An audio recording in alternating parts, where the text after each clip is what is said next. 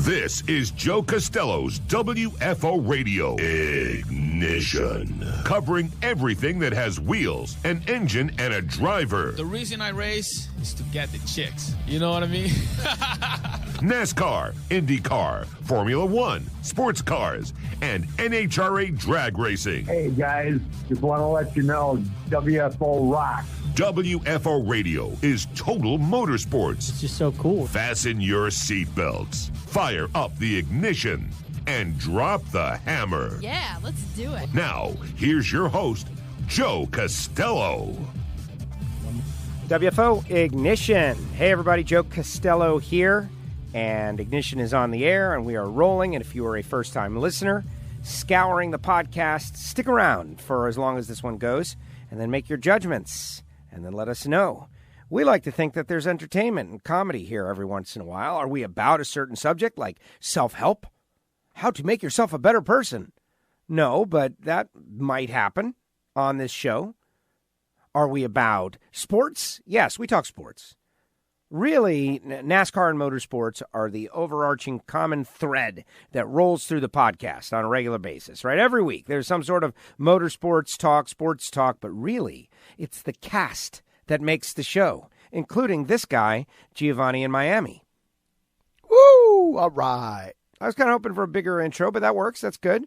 And I think it's huge. And what's happening right now is a very rare occurrence in that we are recording the show. Monday Night Football is on, and it is my childhood favorite team versus Giovanni's childhood favorite team, the Miami Dolphins versus the Pittsburgh Steelers, a great 1970s rivalry. And yeah, they're absolutely. They're wearing the retro unis, and it looks great. The old regular Dolphin with the helmet, as opposed to the new Dolphin that doesn't even look like a Dolphin. I think they call them throwback uniforms. Throwback, retro, whatever you want to call it. So that's the background for this particular episode of WFO Radio Ignition. Now, the Steelers really haven't changed their uniform much. No, not really. And the Dolphins hadn't until this most recent thing that they've done, which I don't really like. Well, they had over the years, I think, since the late 90s or early 2000s, they kind of did something to remember the angrier dolphin. Well, yeah, they put a face on the dolphin, so it was more of a cartoon character-looking dolphin as opposed to just a porpoise. And they put a furrowed brow. So right, he would the angry dolphin. Right, he would be intimidating to those who saw it on the side of the helmet. helmet. Oh, is that what it was? Yeah, of course. I thought it was just angry. Don't you know what a furrowed brow does? It's an intimidation move. When you see just a picture of a dolphin, you might think, oh, he's a friendly dolphin. That's Flipper. But no. As soon as they put the arrow pointed down, furrowed brow, then you knew what was going on. Oh, right? Don't mess with that picture of a dolphin. That picture of a dolphin is definitely mean and intimidating. So they figured they would win more games. And that is why the Dolphins are where they are right now, in the doldrums, stinking on ice. Now, we're going to get to the whole Martin Truex Jr. winning, and we're definitely going to dive into Joey Logano versus Denny Hamlin. Fight, fight, fight. We're going to get into all that. Lewis Hamilton being just the greatest. Unbelievable. Yeah, I guess it's, the Lewis Hamilton show. You got to tip it to the guy, you man. must respect Lewis Hamilton, even if you don't like him, because of stuff like Sunday. Oh, he'll never be able to get those tires to last all that way. Oh, yeah, no, he did it. Yeah, he did. He did it. Uh-huh. Seb Vettel is like, this guy's great. Vettel's even like, man, this guy's great. I love this guy. How do you not? If you don't like Lewis, is this some sort of deep down issue or something specific that he did that you don't like? But he's amazing. So we'll get into all of that. Plus, a bunch of rapid fire stuff like it's Halloween week. Ooh, spooky. Various other sports. The World Series. The Astros come storming back. The Nationals. They won 2 games on the road. Now, the Astros have won 3 games on the road. And Gio has a crazy stat, which we'll get into.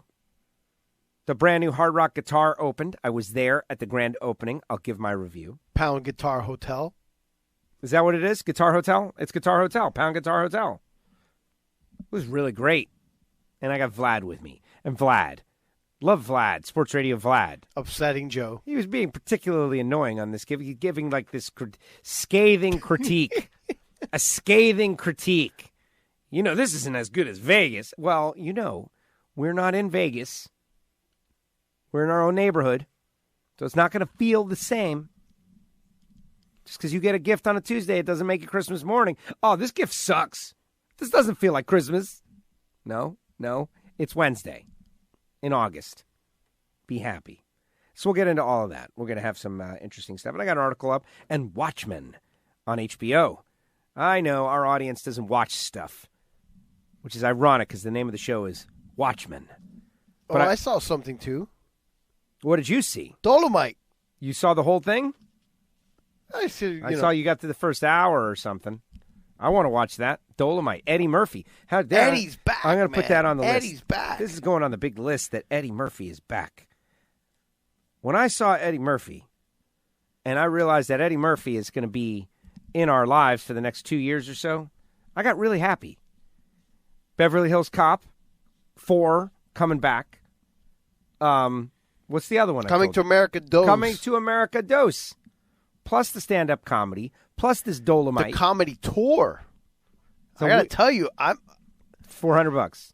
That's what it's going to be. It's going to be at least $250. I got to tell you, I could definitely go up to $2, $2.50, and especially if I go by myself and don't have to bring people with me, I might be willing to go more than $2. Meanwhile, everybody because if I go, and I have to bring a date, so to speak, whatever the price is, it automatically gets doubled. Now you're almost $1,000 to Eddie. Here, Eddie. No, well, that's the thing. Here you so go. if I had to go by my, with someone, I would definitely pay $2. But if I could go by myself, I'd be willing to pay up to $350 for one. Really, to go see Eddie? I don't know. I love it. What, live? I love Eddie too, but nostalgia, man. You can't put a price on it. Nostalgia is thick. Dude, they're not going to bury me with the money, man, and everybody that's left alive is going to enjoy it without you. Yes, and number one, but also number two, you don't have it like that. They're not going to bury me with the money, so let's just not confuse everybody. But I get your point. Look, why do you have to? I'm just sorry. Editorial. When you say like that, like they're not going to bury me with the money. With any money. They're not going to bury me with anything, No. even if I got a dime. There's nothing. Well, that's the whole point. Right. So why leave an extra $200 or $300 to people that are not even going to enjoy it like I would? Yeah, but you made the same argument, but in reverse, against the Rolling Stones. Because I've seen them before. You've never seen Eddie? What? No, I didn't go to the Raw tour in 1984 or whatever it was. I was like 12. You were already a bad kid. But yeah, I guess not. Now that you mention it, I haven't seen Eddie either. Like in real life. Eddie Murphy. Well, it's going to be interesting. His brother Charlie Murphy is dead. That's kind of sad. Yeah. No more Charlie. But Eddie is coming back. So he's on the list. We'll talk about Eddie Murphy. But I guess let's just dive right into the whole Martin Truex Jr. thing, and we will continue to react as the Miami Dolphins are defeating the Pittsburgh Steelers at the moment. They're whooping 14-3. And let me give the subplot to this deal. The Dolphins cannot lose. That is what makes it a fun experience for me. Either A, they lose, which is not like losing in this particular season because the whole city is all bought into the idea of doing whatever we got to do to get the number one draft pick. Now, they're not tanking. There's a term for it. It's called tanking. Well, yeah, but they're not tanking on purpose. They're just really bad. Well, the players aren't losing on purpose. Right. But the organization as a philosophy right now, let's just say, is not trying to put the best team on the field and win They're games. trading away guys that have talent to get picks, and it's really all about the 2020 about draft. picks and cap space. Yes, really for the Dolphins. The draft and building a team from By scratch. the way, I'm against this process of tanking. Yeah. In this case, well, the way that they have decided to do it. Just for the record. You're against a lot of stuff. Yeah, well, and a lot of it has turned out to be incorrect. I don't know about all that, but let's go. Go when ahead. You're a continue. team like the Dolphins, drastic times call for drastic measures.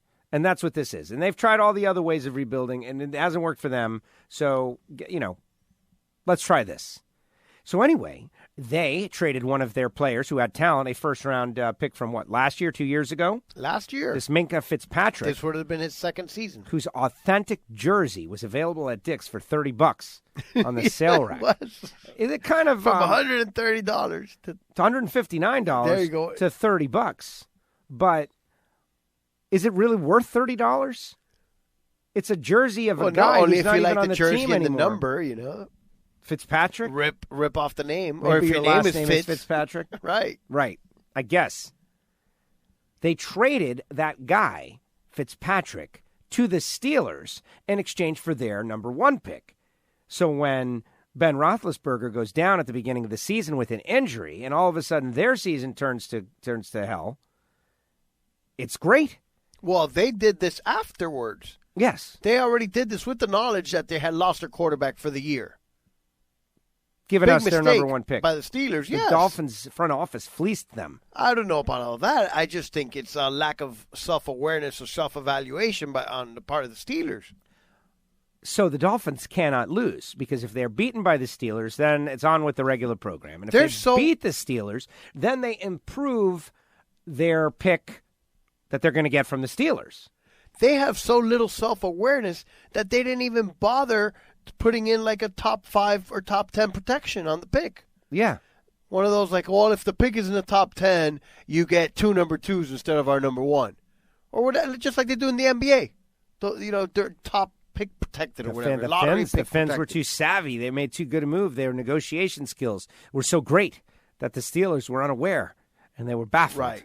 Well, regardless, the Dolphins have a chance to get maybe, I told you what this was two top 10, about. two top 10 picks, maybe. Or 2, Quite possibly, quite yes. possibly. If they win this game, it might be.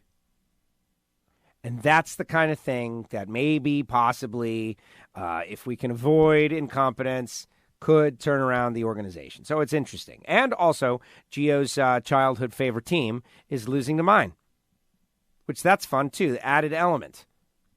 Yeah, they've been losing their mind for a while. Yes. Well, the Steeler, not their mind, to mine, but I get it.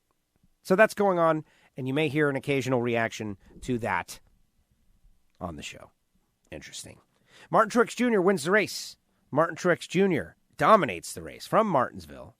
And it was, was it a snoozer? It wasn't a snoozer because there was fighting. There was fighting last week in the Nationwide Series, Xfinity Series. But it's been a long time.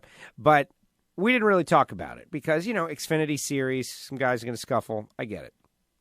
This was a little bit different with Joey and Denny.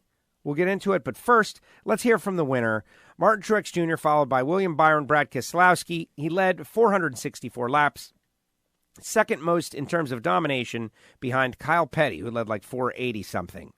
And Martin Truex Jr. winner, what did he have to say after he punches his ticket to Homestead?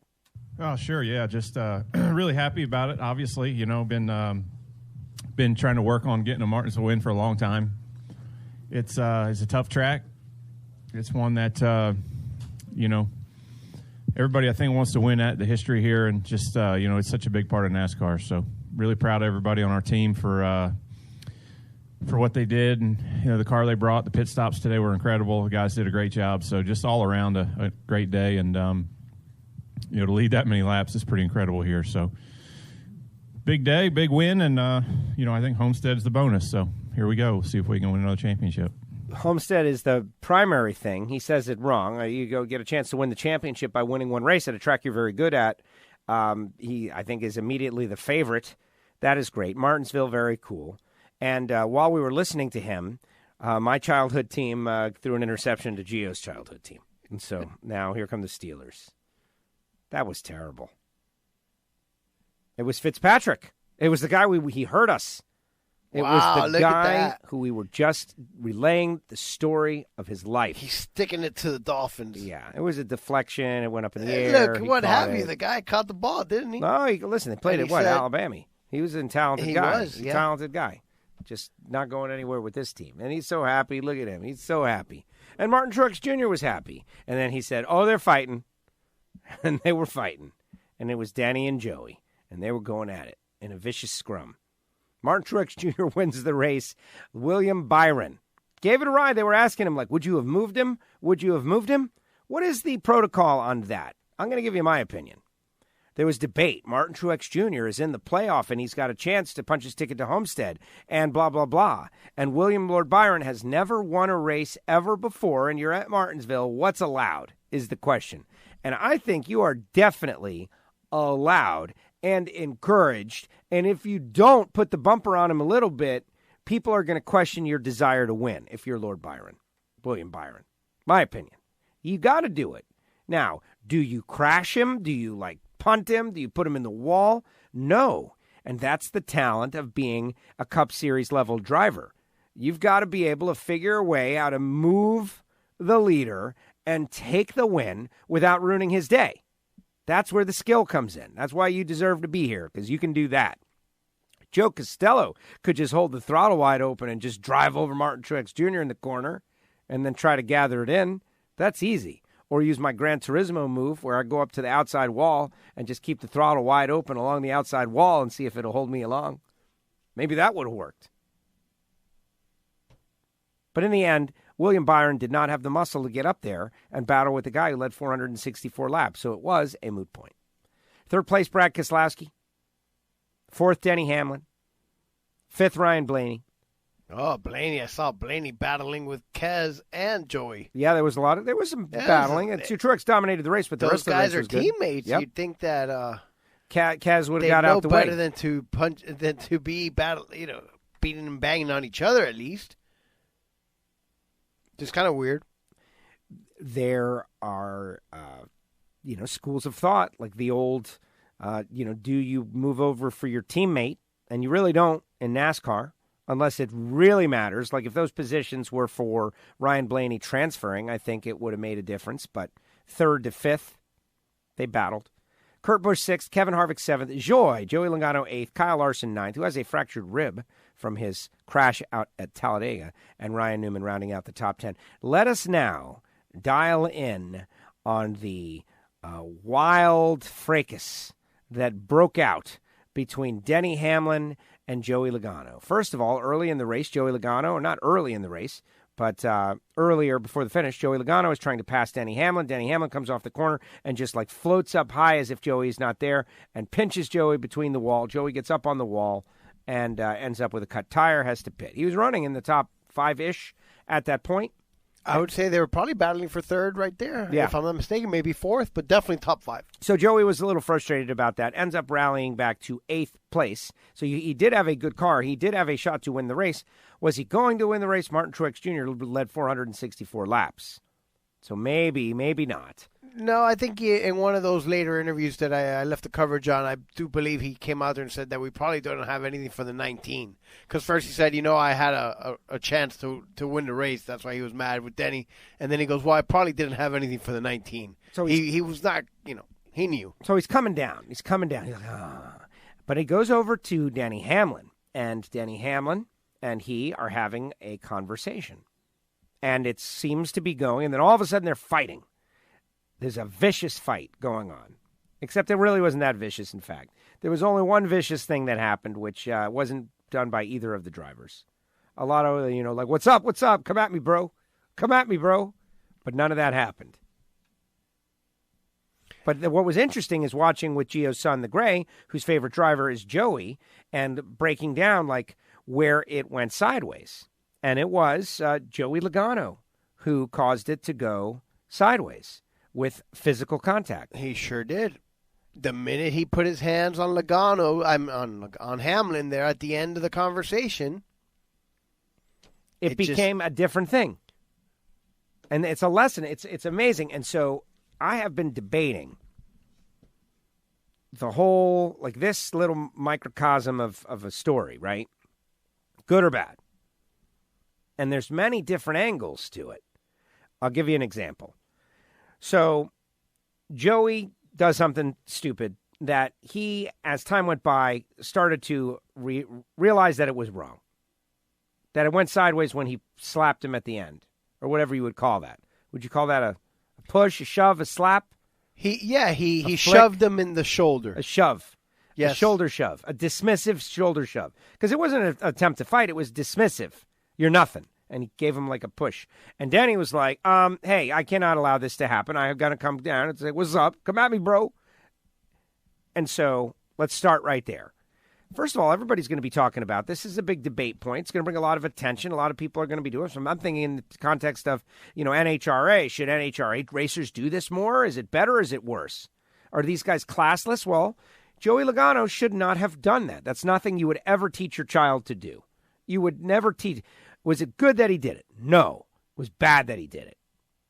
Absolutely. If you're going to take the first shot, you got to hit somebody right in the face, in the bam! nose. Bam. That's right. it. You're not going to, like, a weak little shoulder hit and then turn your back on them. And then walk away. No. Yeah, totally. Completely incorrect thing to do. That would have been different. Let's be serious. Different level. He should not have put his hands on the guy, but if that's what you're going to do, then he should have clocked him right in the face and then stood there and waited for the retaliation so he could do it again. That's still a sucker punch. You don't punch somebody in the shoulder and then turn your back on them. That's ridiculous. Yeah, it was a dismissive slap. Exactly. So, but the almost as if, and so all of a sudden the kid's fan. I'm thinking about the 9-year-old little Gray who had the big birthday party, and everybody went crazy about the birthday party stories last week. We got to put that on the big list. That birthday party, was it a success? Was it a failure? Did it rain? What happened? You'll have to wait. Oh my goodness, it's amazing that we're 20 minutes in the first mention of this. It didn't even make our list. What's wrong with us? I'll tell you why. The stress leaving your body of you just want to leave it in the rearview mirror. You don't even want to recount it. But this was on the birthday party day, I think, or the following day. And so now there's the kid seeing his favorite driver do something inappropriate. And a lot of people would say, oh, man, I got to explain to my kid that it's wrong to do. I don't want to have to do that. And then I started to think, wow, what a great example to explain. A learning moment? A teachable moment. What a nice little teachable moment. Nobody got KO'd. You know what I mean? It was really light. It was a teachable moment. Here is an example of two people doing something, and one person is wrong because they did this. You should never do that. Don't do that. Cut and dry. We should be thanking Joey Logano on this day for giving us a nice, easy to explain, teachable moment. Don't do that.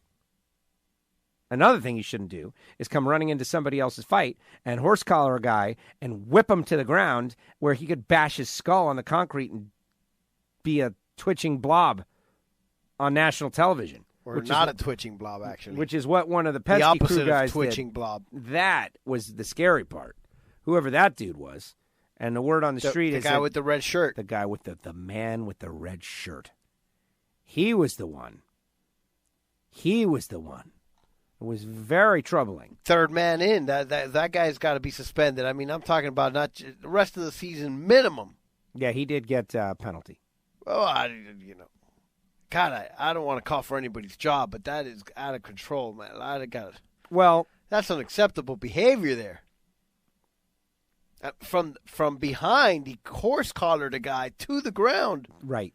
Whipped him. And he's a big boy, too. He had a lot of leverage. That's unacceptable again, but maybe if Hamlin's got his helmet on, I would say, yeah, nothing's going to happen to him.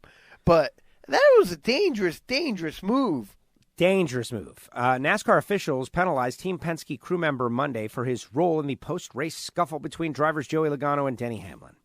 Competition officials suspended Dave Nichols Jr., a tire technician for Logano's 22 team, for his role in the altercation.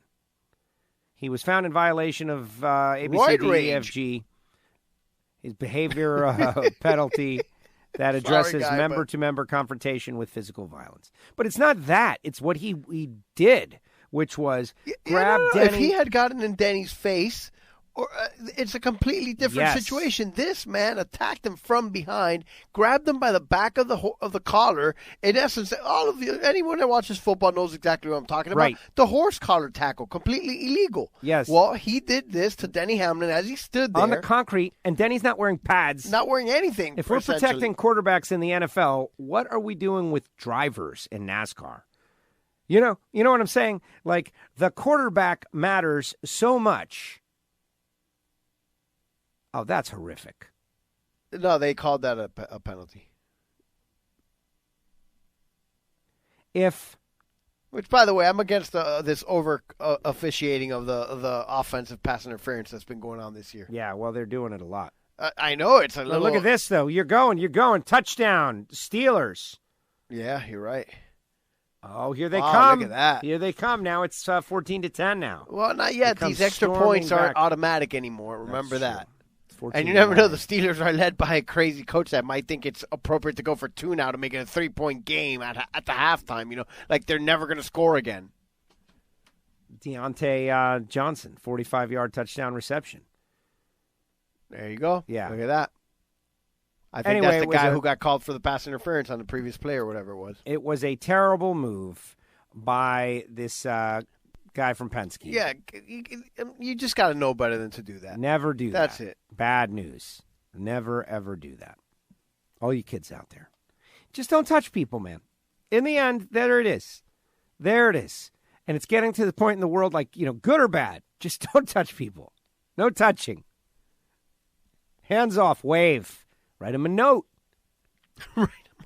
Send them some Rodax. Hey, I really like you. I'm going to stay over here, though. I'm going to send you a holiday pack. Yeah. David Reagan, 11th. Chris Busher, 12th. You get some holiday candy. Bubba Wallace, Special Halloween hot 13th. Sauce. Hey, what's the story with that Bubba thing? Everybody named Junior in the South is called Bubba? Yeah. I didn't know that. That's why Gardner Minshew II, the porn star quarterback for the Jacksonville Jaguars, is Gardner Minshew II and not Gardner Minshew Jr. Now, I mean, mind you, his dad did not name him Gardner, but he didn't. I guess he didn't want people calling him Bubba, is what he said. What's his name? Gardner. Gardner. Yes. Who named him Gardner? His father, obviously. Right. Gardner. Right. Bubba. Bubba. When your name is Gardner, you don't need a nickname. Bubba Wallace Jr. Well, exactly. Exactly. I just didn't know it was the thing. Like, I know certain things about the South. Like, when someone says, bless your heart, they're really calling you an idiot. Yes. Oh, bless your heart. What? And I've had people actually try to bless my heart. Like, I know what that means. I know. You're talking about me. Ricky Stenhouse Jr., 15th. Matt DiBenedetto, 16th. Daniel Hemrick, 17th. Corey LaJoy, 18th. Ryan Priest, 19th. We are scheduled, as in we, as in me, am scheduled to speak with Ryan Priest on Wednesday in a Get Ready for Homestead Miami Speedway Ford Championship Weekend media availability. Ryan Priest, do we have any questions we'd like to ask Ryan Priest? Email me, joe@wforadio.com. There you go. Yeah. And I'm going to speak with Ryan Priest. Ryan, we opened it up to email questions from the listeners, and they had a couple questions. For instance, bar soap or body wash? There you go. Bar soap or body wash? Bar soap for me. Yeah, me too. I'm a bar soap guy. I just read a column, though, that says that that's a bad thing. You should not go with the bar soap. That body wash is the evolution. Yeah, well. I love the bar soap, especially that stuff at Whole Foods, that VIP soap. Oh, that's no, $7 I don't like that a pop. She crap. Oh, I use it's the good great. old Irish Spring. Yeah, exactly. Ivory. Fresh and clean as a whistle. Eric Jones, 20th. Paul Menard, 21st. I do not use the ivory. I don't like the ivory. It's too creamy for my taste. Irish Spring is good, though. With the Irish two, the Spring, multiple yes, that's the swirly one, colors. the green one. Yeah, the swirly colors. Yeah, and sometimes they have one that's like a little more a shade of blue. What about Dove? You like Dove? No, I don't. I don't like Dove? any You of don't those like white You've ones. No. tried them all. The wife sometimes buys I think it's that 99.9% pure, the ivory. Is that the one? Ivory. Yeah, Ivory. No, I don't like. Ivory's It's too soap. creamy. Those white soaps are kind of creamy. That's why you like those she soaps from Whole Foods. I don't like that crap either. It's not. Those aren't creamy. They last a long time. What about the lava? You like lava? Oh, come on! Who doesn't like lava? Of course you like lava because that one's like chalky. It's like the Gojo at the shop. Lava sounds like it's for men. That's right. Lava, yeah, right? Have the lava. It's like sandpaper soap. It's great. Well, See, that's what I like. What about Dial? Do you like Dial? Have you experienced Dial? Not Dial since I was orange? a child. That Dial. yellow soap, I don't recall seeing that in forever. Yellow, it's but orange. for many, many years. I mean, I am kind of getting up there in the age wise. Yes, old. So I've been buying my own soap for a very long time. So I tend to buy the one I like, Which is Irish Spring. Irish Spring. So when I go, I buy the Irish Spring. Lever 2000. I've tried that one before, but again, that one's more of the blue greenish kind of color. That one's not terrible. Does the color that important? No, but I think the color has to deal with the consistency of the soap or whatever the hell they put in it. And so obviously I like whatever's in that green Irish Spring. Yeah. And they have a different Irish Spring too. I think it's like I want to call it winter green or something, but see, or something spring or water. Who knows? Oh, look at this. Ranker.com. List best bar soap brands, and you can do it. And the current lead is Dove in the lead. Olay is second. Icy Dial Blast is third. Irish Spring is fourth. Aveeno. Aveeno. Like that is, skin I maintenance think soap. I see AVEE. N-O. Correct. Yeah, no, I know which one that one is, too. Oh, here's one. Ivory, of course, which I liked Ivory because Ivory used to float. I thought that was interesting. Ivory floats. Is that because it's all What about pure? What about Caress? Nobody I know. Caress is for women. That sounds like if it's pink, too. I would. It's got to be color. creamy, yeah. There's a flower on it. What about Cetaphil? Oh, no, but I have used the Cetaphil hand cream. That one's really good. Cetaphil sounds so medical. I Yeah, don't and wanna it's not use with an F. anything It's like a Cetaphil. PH, right? Yeah. Yeah. Like our great friend Phil. Right. That's great. Cetaphil. No, but their hand cream is really good. Oh, what about this one? I haven't heard of this one in a long time. Number 9, Coast. Coast, wow. Remember Coast soap? Why do we need all these brands of soap? Because we are a capitalist society. And all these companies that are making money selling soap. I bet you there's like 2 or 3 companies make this. It's either Johnson & Johnson or Procter & Gamble, and they just make a gazillion different soaps for everybody. Just to try to market to everybody. Yeah, to that's give it. The illusion of choice. What about Clever? Clever? Well, that's one. But you forgot about Zest, number 10. Zest Fully Clean. Zest Fully Clean. Yeah, you're not fully clean unless What about you're Zest Fully Clean. Neutrogena makes a medical-style soap? Yeah, that one's like a clear amber yellow stuff. I remember my mom wanting me to use that like to wash my face. And I'm like, you have to have a separate soap for your hands and for your face and your body? What kind of crap is this? It's true. Yeah, no, obviously I see. My wife's got like a gazillion soaps, one for each like body part. That's what you're supposed to do. And I actually have.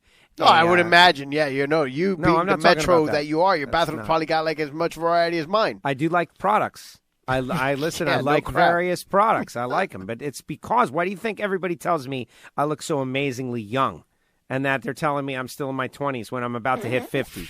No why do you one think thinks you're in it's your because 20s, of the products. dude. No, it's true. People do think it's crazy. They're crazy. I'm not saying they're smart people, but it happens all the time. You look like you could be in your 20s. Well, oh yeah, somebody in their 70s might think you're in your 20s. No, so somebody younger than me. It's amazing. I doubt that. Well, listen, haters are going to hate. I'm not hating. I just don't believe you. Well, Burt's Bees, Safeguard, Lever 2000, Lush, Bath and Body Works, Johnson's Baby Bar, Yardley London. I bought Yardley I've heard London. of the Yardley. It's available at Publix, and I have tried it, and it seems pretty good. Dr. Bronner's Pure Castle Soap. You know that one. That's also available at the Publix in the special section. The Body Shop, Dettol, Vaseline makes soap. Wow, that I had no idea. Tom's of Maine, Camay, Clearly Natural, Eucalyptics. Oh, Lifebuoy. Lifebuoy is very famous. Lifebuoy is most famous for being the soap that the kid gets put in his mouth in A Christmas Story. There you go. No clue. He hated Lifebuoy. Remember the taste of Lifebuoy? Lifebuoy. Hated the taste of Life. Kirk's Castle. Colgate Palmolive. Kiss My Face. My Sore. Shield. Jergens. Mr. Myers. Origins. Origins. Nubian Heritage. What about that? No, not interested. It's African black soap. Soft soap, Paul Mitchell, South of France, Nature Bar, Toka, Bee and Flower, Purpose, Protex, Dawn, Dermasil, Bliss, Crafted, Pacifica, Caswell Massey. Are you serious? Are there really all these soaps? Oh, here's one, number 58. You'll like this. Giovanni. Yeah, well, that's the best soap there is. You should switch. I'm just stunned at how many soaps there are. The list that I'm going to, I'm just scrolling now. I'm sparing you. There's too many. And that's not even those natural soaps like the ones they sell over there, like that Tom's without the metal. Or is that the deodorant? Number 99, it's available on Amazon. It's called Bravo. Bravo. Get cleaner with Bravo. Unbelievable. Wow, that's a big sidetrack from our results. Woo! How did we get there? Martin Truex thinking of the joint. I mentioned Ryan Preece, that he's going to be on the show, and people can email questions. I have no idea how that turned into a soapy situation. The faux question that I gave, the example. That's right, bar soap or body wash. Wow. Woo, look at that, 15 minutes later. Not quite. That's what happens when you have the all-direction drive, ladies and gentlemen. Welcome to All Direction Drive. Eric Jones, 20th. Paul Menard, 21st. Austin Dillon, 22nd, followed by all these other guys. Michael McDowell, Ty Dillon, Matt Crafton, Landon Castle, B.J. McLeod, J.J. Yaley, Ross Chastain, Bowman the Showman, Daniel Suarez, Garrett Smithley, Reed Sorensen, Tim A. Hill, Clint Boyer, Chase Elliott, Eric Almirola, and Jimmy Johnson dead last. Jimmy Johnson dead last. Where is the one guy? He wrecked. He was involved in one of those wrecks. Matt Crafton in 25th was running for Matt Tifft, who had a medical situation and was taken to the hospital prior to the race. Oy vey. Well, get better, guy. Yeah, exactly. We want him to get better. That's Everybody get better. We want everybody to get better. Updated series standings. And there's the photograph of, like, do we want fights in drag racing? I don't want to see everybody fighting. Well, but it'll bring ratings. People will want to watch if there's fighting. And that's the challenge of the whole situation. I want more people to watch because it's interesting, but I don't think it'll be better because there's fighting. But they don't have to actually have fisticuffs. They could just make it a little, like the wrestling aspect. Like the wrestling. Hey, you, don't ever do that again. Get off my lawn. I'm going to teach you a lesson you won't soon forget. That's right. I'm going to burn out all over your pit. You see? Just hyperbole. Martin Truex Jr. has advanced. Denny Hamlin is second. Kyle Busch is third. Kyle Busch finished third? No way. This is points standing. Oh, okay. Joey Logano is fourth. So right now, if it all ended today, that would be your championship four. I think that would be pretty interesting. But I don't know. Kyle Busch has a chance to fall out of there. He has not been running well, let's just say. Kevin Harvick is on the outside looking in, 14 positions behind Joey Logano, 44 points back. And he hasn't been running well lately. Ryan either. Blaney is 15 positions behind Joey Logano. But back in the day, Harvick was the king of Phoenix. Yes. Yes. Chase Elliott and Kyle Larson are 7th and 8th. Kyle is 7th. Chase is 8th. And Kyle's got that broken rib. And there you go. Monster Energy NASCAR Cup Series results. Very wonderful. Very wonderful. Now it is time to talk Fantasy League, which is really the most important thing in all of our WFO lives. The Fantasy League. Who's going to get their name on the trophy? Not I. Not I, neither. Spider Monkey Racing wins the week. 380 points. That's What? Gary Corbett. Gary Corbett is out there touring around. Gary. Gary Corbett. We should have Gary on the show. Gary. Let's get Gary on in the feed. Yeah. Send out the back signal. Let's We see should have what been ahead of happens. this a little bit. Oh, yeah. Oh, sure. He's in the middle of a iRacing 48-hour nonstop bit. He's just going 48 hours. He's got a team of neighbors. They're switching off drivers. The whole thing. Spider Monkey Racing, 380. Aviator Racing, 370. Barbecue Bob, 360. Team Gray, 359. Way to go, What? Team Gray. Oh, my goodness. What a birthday week for him. Incredible birthday week. Like, the kid did really good, by the way. In spite of the parents, the child did fantastic for his birthday. I think I heard you say some nonsense. Were you there, but distracted? anyway. You were distracted? Can't do multiple tasks at the same No, time? I just heard you talking nonsense. I did. Well, no, I said the kid had a great weekend. He had a whole great week. He started celebrating his birthday last Monday. He did very well, and he was great. And I said, in spite of his parents. Yep, I did hear you. Yeah, you heard that. You heard me. JG24LKB, 349. Craig in Newhall, 347 and 6th. Stubo in 7th. Hey, a lot of people near the top did real well. Hockey Kid 8th, 316. Keen Racing 9, 313. Dirty Hippies, 309. The most points and the biggest gainer are Spider Monkey Racing. Up 8 positions with that 380. The biggest loser. Little low. Down 6. Oh, little low. And at the top, Royal Flush Racing. Royal Flush. Wait, wasn't Royal Flush first place last week? I don't think so. I think he was. No way. Yeah. I must have blown it. No way. I don't think so. No, I think he was. Are you sure? Doesn't it say -1 right there? +1, -1? He's one position behind.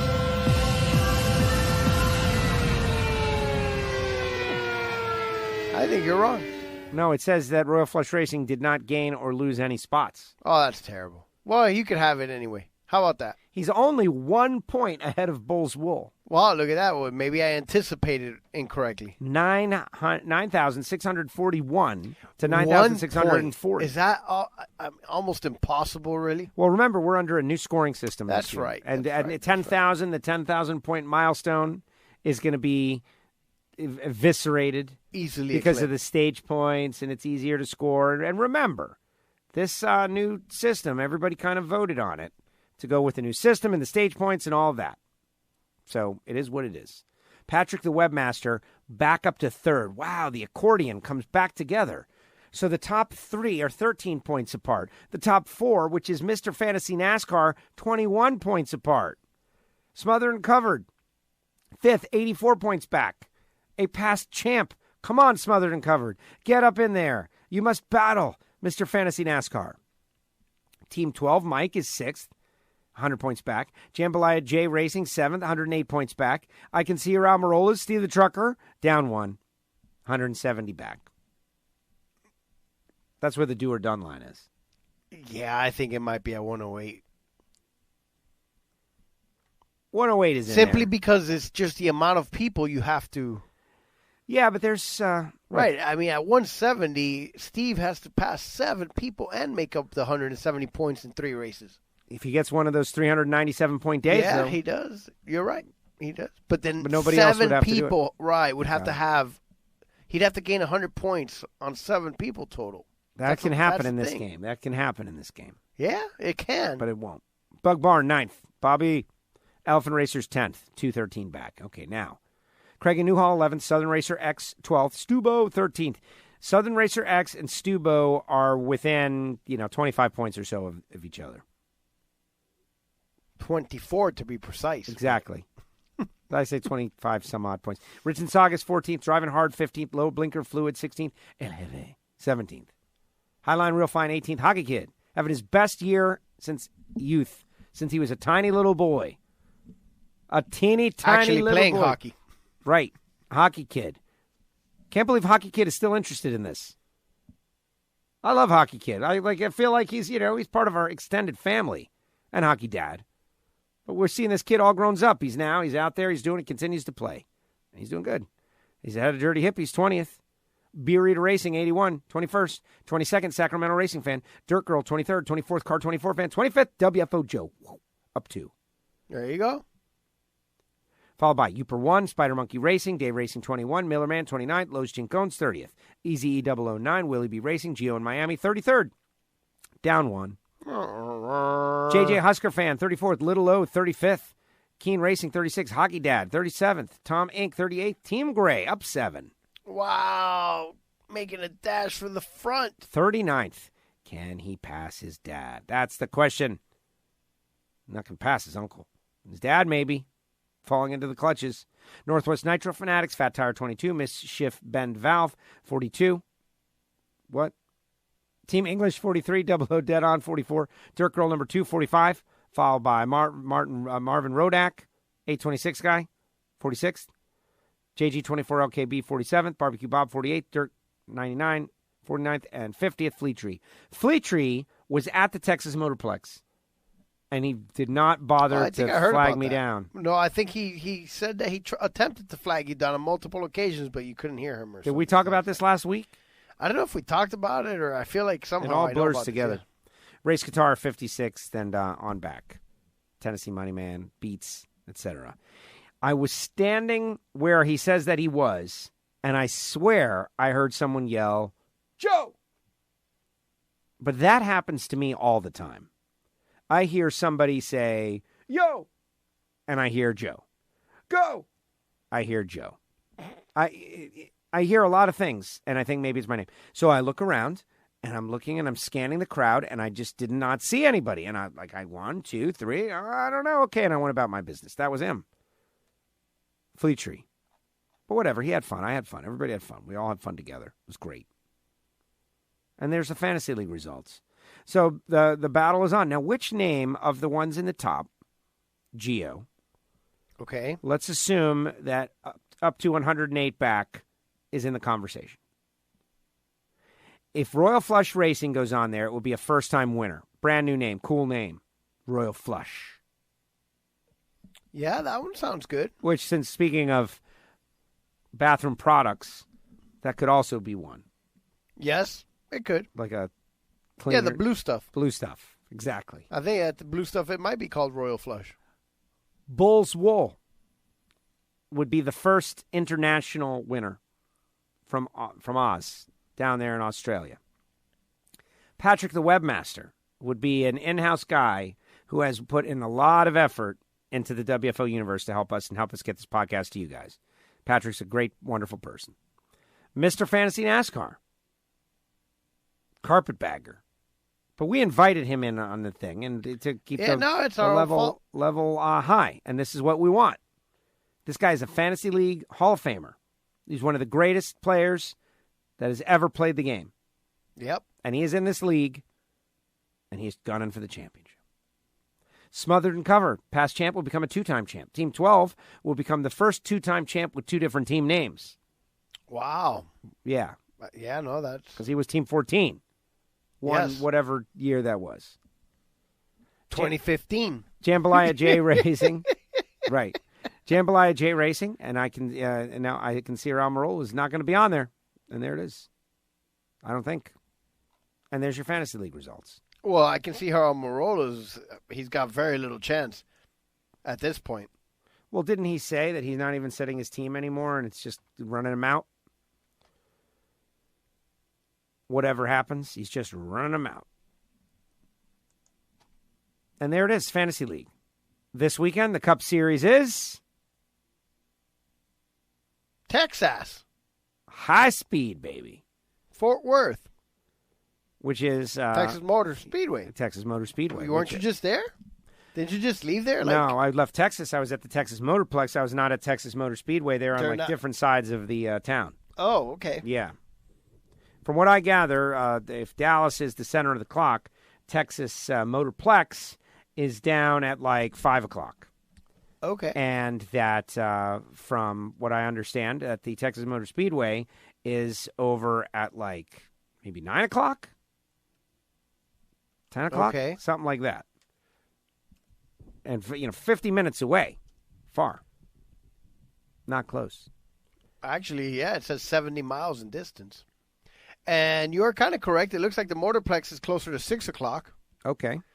And the Speedway is 10 o'clock. Is that what you said? Ballpark. 10 o'clock definitely looks like the right time. There it is. But yeah, it says, according to this, 71 miles. An hour and 10 minutes. But it'll be fun, high speed, action-packed, interesting. Of course, I will be in Las Vegas. That is also a subplot. A subplot to this program as I am getting ready for 9 days in Vegas, which is marathon and mentally grueling. But I've done it in the past, and I will do it again, and I will succeed. Because, we cannot be stopped.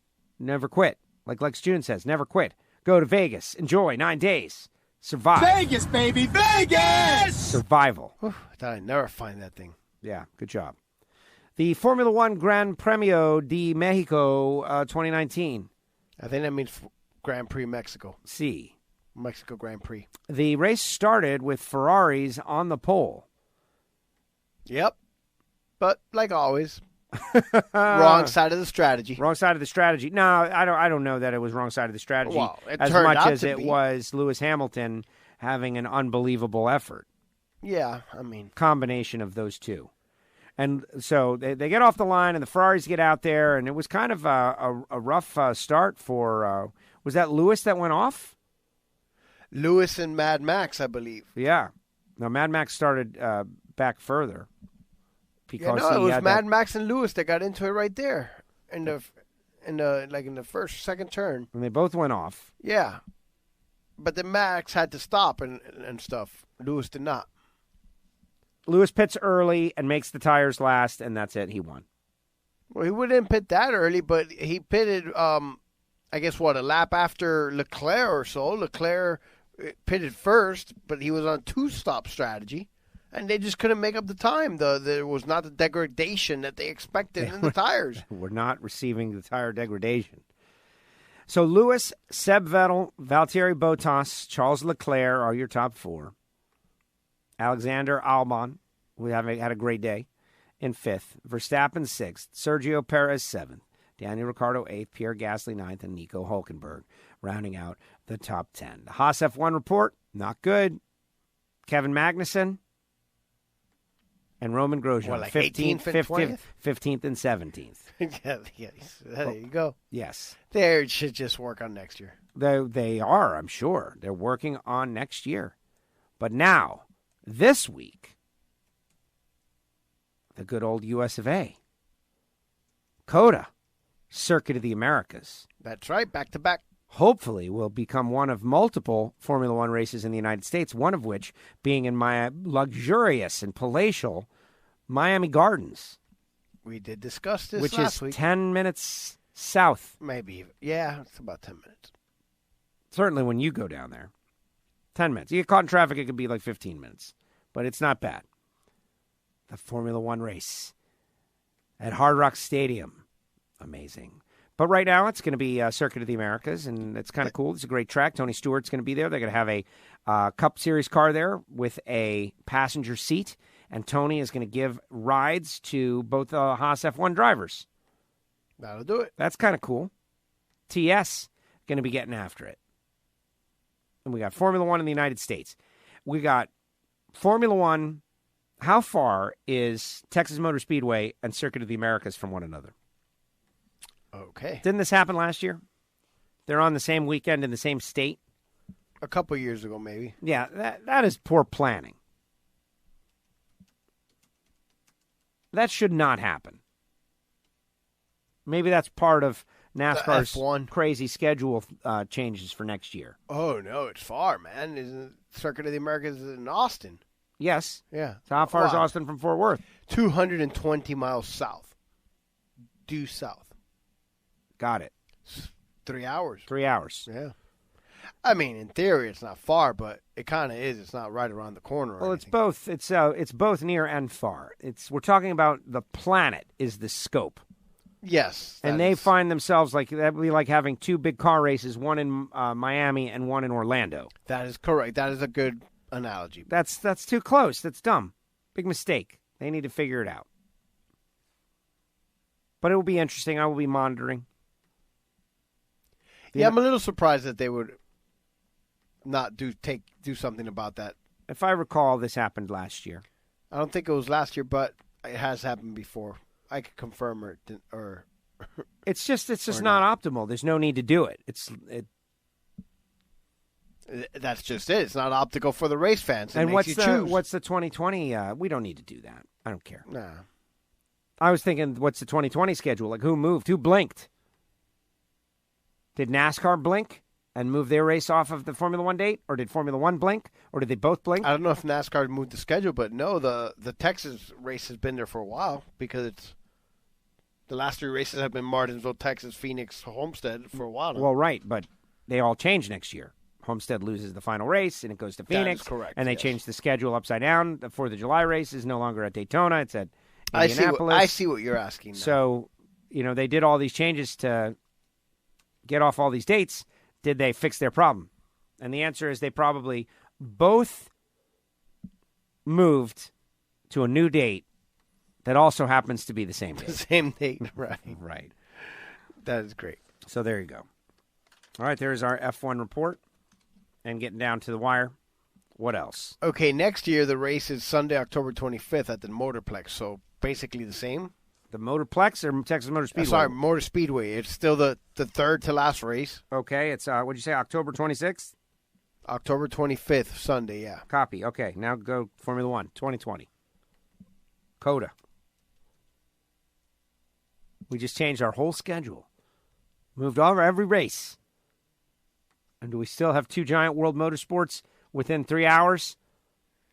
And October 25th, Austin, Texas. Are you serious? Dead serious. Wow.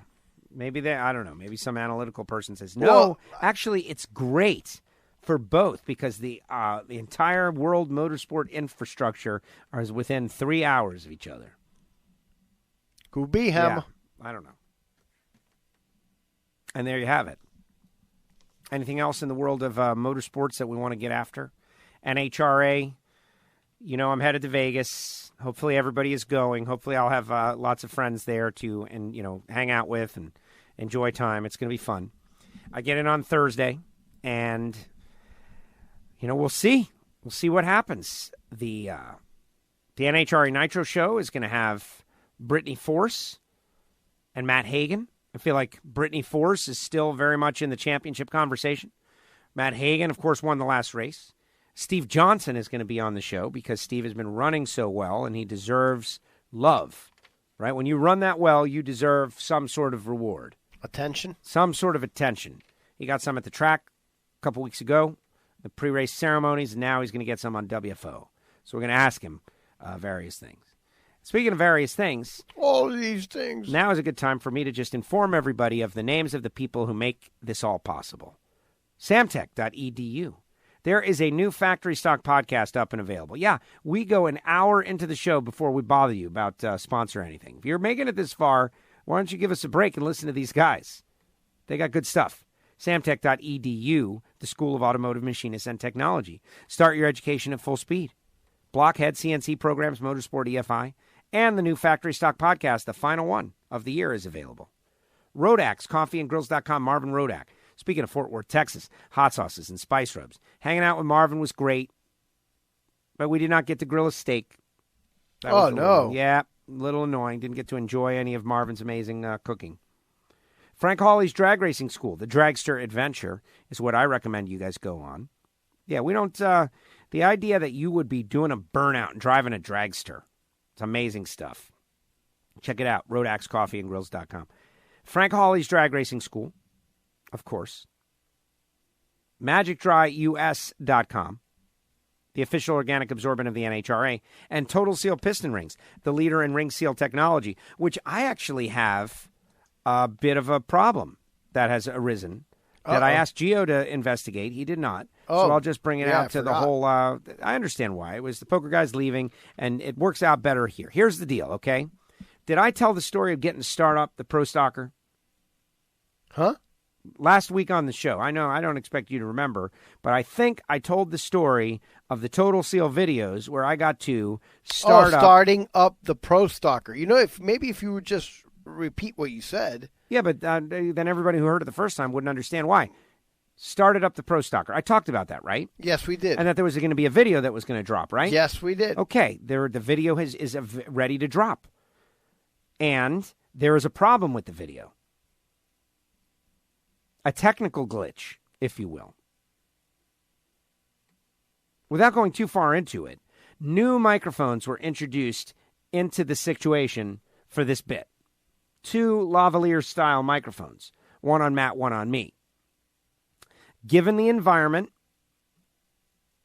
the time schedule, the time crunch, I hate to say, but there was no real testing that went into before using them, and the audio came out overmodulated.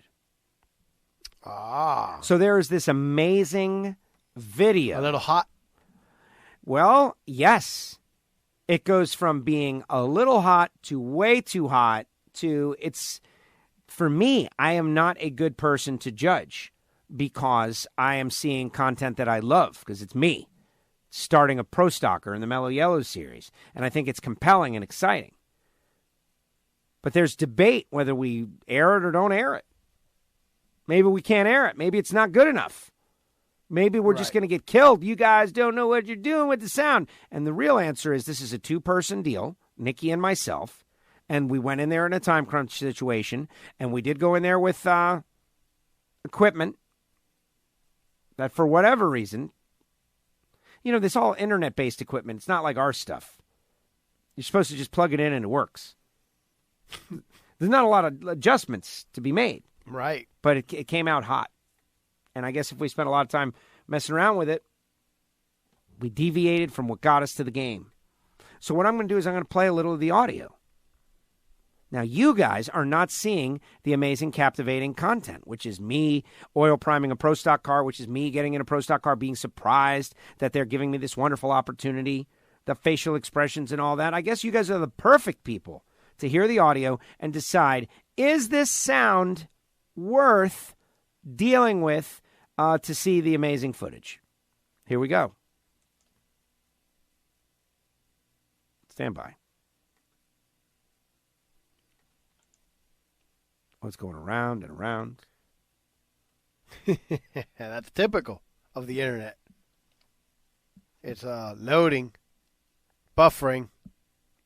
And this is not web-based. This is something I had to download. Here we go. Hey, everybody, we're back here in the Total Seal Pit. Joe Castello, Matt Harford. We're going to do more on a Pro Stock car, but they have been threatening that I'm going to have to clean the bathroom in the hauler, and I'm really hoping that that is not true. No, Joe, we're going to have you do that in Vegas. So we're in Dallas today. We're going to do something a little bit better. We got a drill laying down here. So the first thing we need to do on a Pro Stock car before we get ready to go up and make a run is we got to prime the oil system. So we're going to show the viewers how we do that. We're going to prime the oil system. This sounds like something I can handle. Let's dive in. Okay. You've got right. a little sample there, and I will tell you that is probably the worst of it. It kind of gets a little bit better than that. But that is, I would say, that is the worst of it, and certainly the negative first impression that the viewer is going to get. Giovanni, you're very sensitive to these kind of things. What say you? It's a little rough on the ears there, but if that's the worst that it is, then I guess I would have to say it's acceptable. Wow, okay. Now, there is one other area that is pretty bad when we actually start the car, right? Because now I would all of a sudden imagine, I'm like, right. But I have already crafted a solution for that, which hopefully they are going to fix. Okay. Hopefully they are going to fix. So Gio would say, pump it.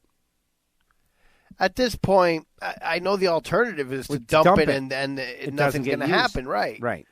Or maybe I say that WFO Radio has a lower standard of quality than the NHRA Facebook page. You should surrender it to us, and we will post it on our feed. Right? I see what you mean. Right. I can always do that. When the car is running, the sound is just totally overdriven and horrible. I would imagine that would happen with whatever our situation was. But I have a solution that hopefully they will fix it. Okay, so Joe at WFOradio.com is the email address, or you could tweet me, direct message me, whatever. Pump it or dump it. Total Seal Video audio quality test. Now, you guys will probably all say pump it because you listen to this show every week, so you can't really care that much about audio quality. Whoa. The quality of the audio that goes up is always top notch. That's just self-deprecating humor. Just having a little fun with it. Now, in terms of the racing action this weekend, like I'm already planning out my whole thing. Like I'm going to go to the Pepper Mill. I'm going to be at the Pepper Mill at 6 a.m, reading the paper, drinking a coffee. I already told you about that. But the point standings, like to me, it's very exciting what's going on in the NHRA. Steve Torrence, Doug Coletta, Brittany Force, Billy Torrence, all within 71 points. I genuinely believe that all four of those drivers have a legitimate opportunity to win the championship. If any one of them were to win the final two races, there's a really good chance they're going to be the final. They'll be the champ. Billy goes out and wins Vegas, wins Pomona. You're probably going to be the champ, depending on what Steve does. 71 points buffer there. Remember, points and a half at Pomona. But there's also a good chance that one or all of these drivers may experience a first round out, which will change everything. Now, you can't lose first round three times and win the championship, I don't think. Unless you win three races. Right. Unless you win. Well, Steve has lost first round twice. Right. And he's runner-up once, and he's won once. Doug Coletta has been like a mid-packer throughout. Has not won a race in the countdown.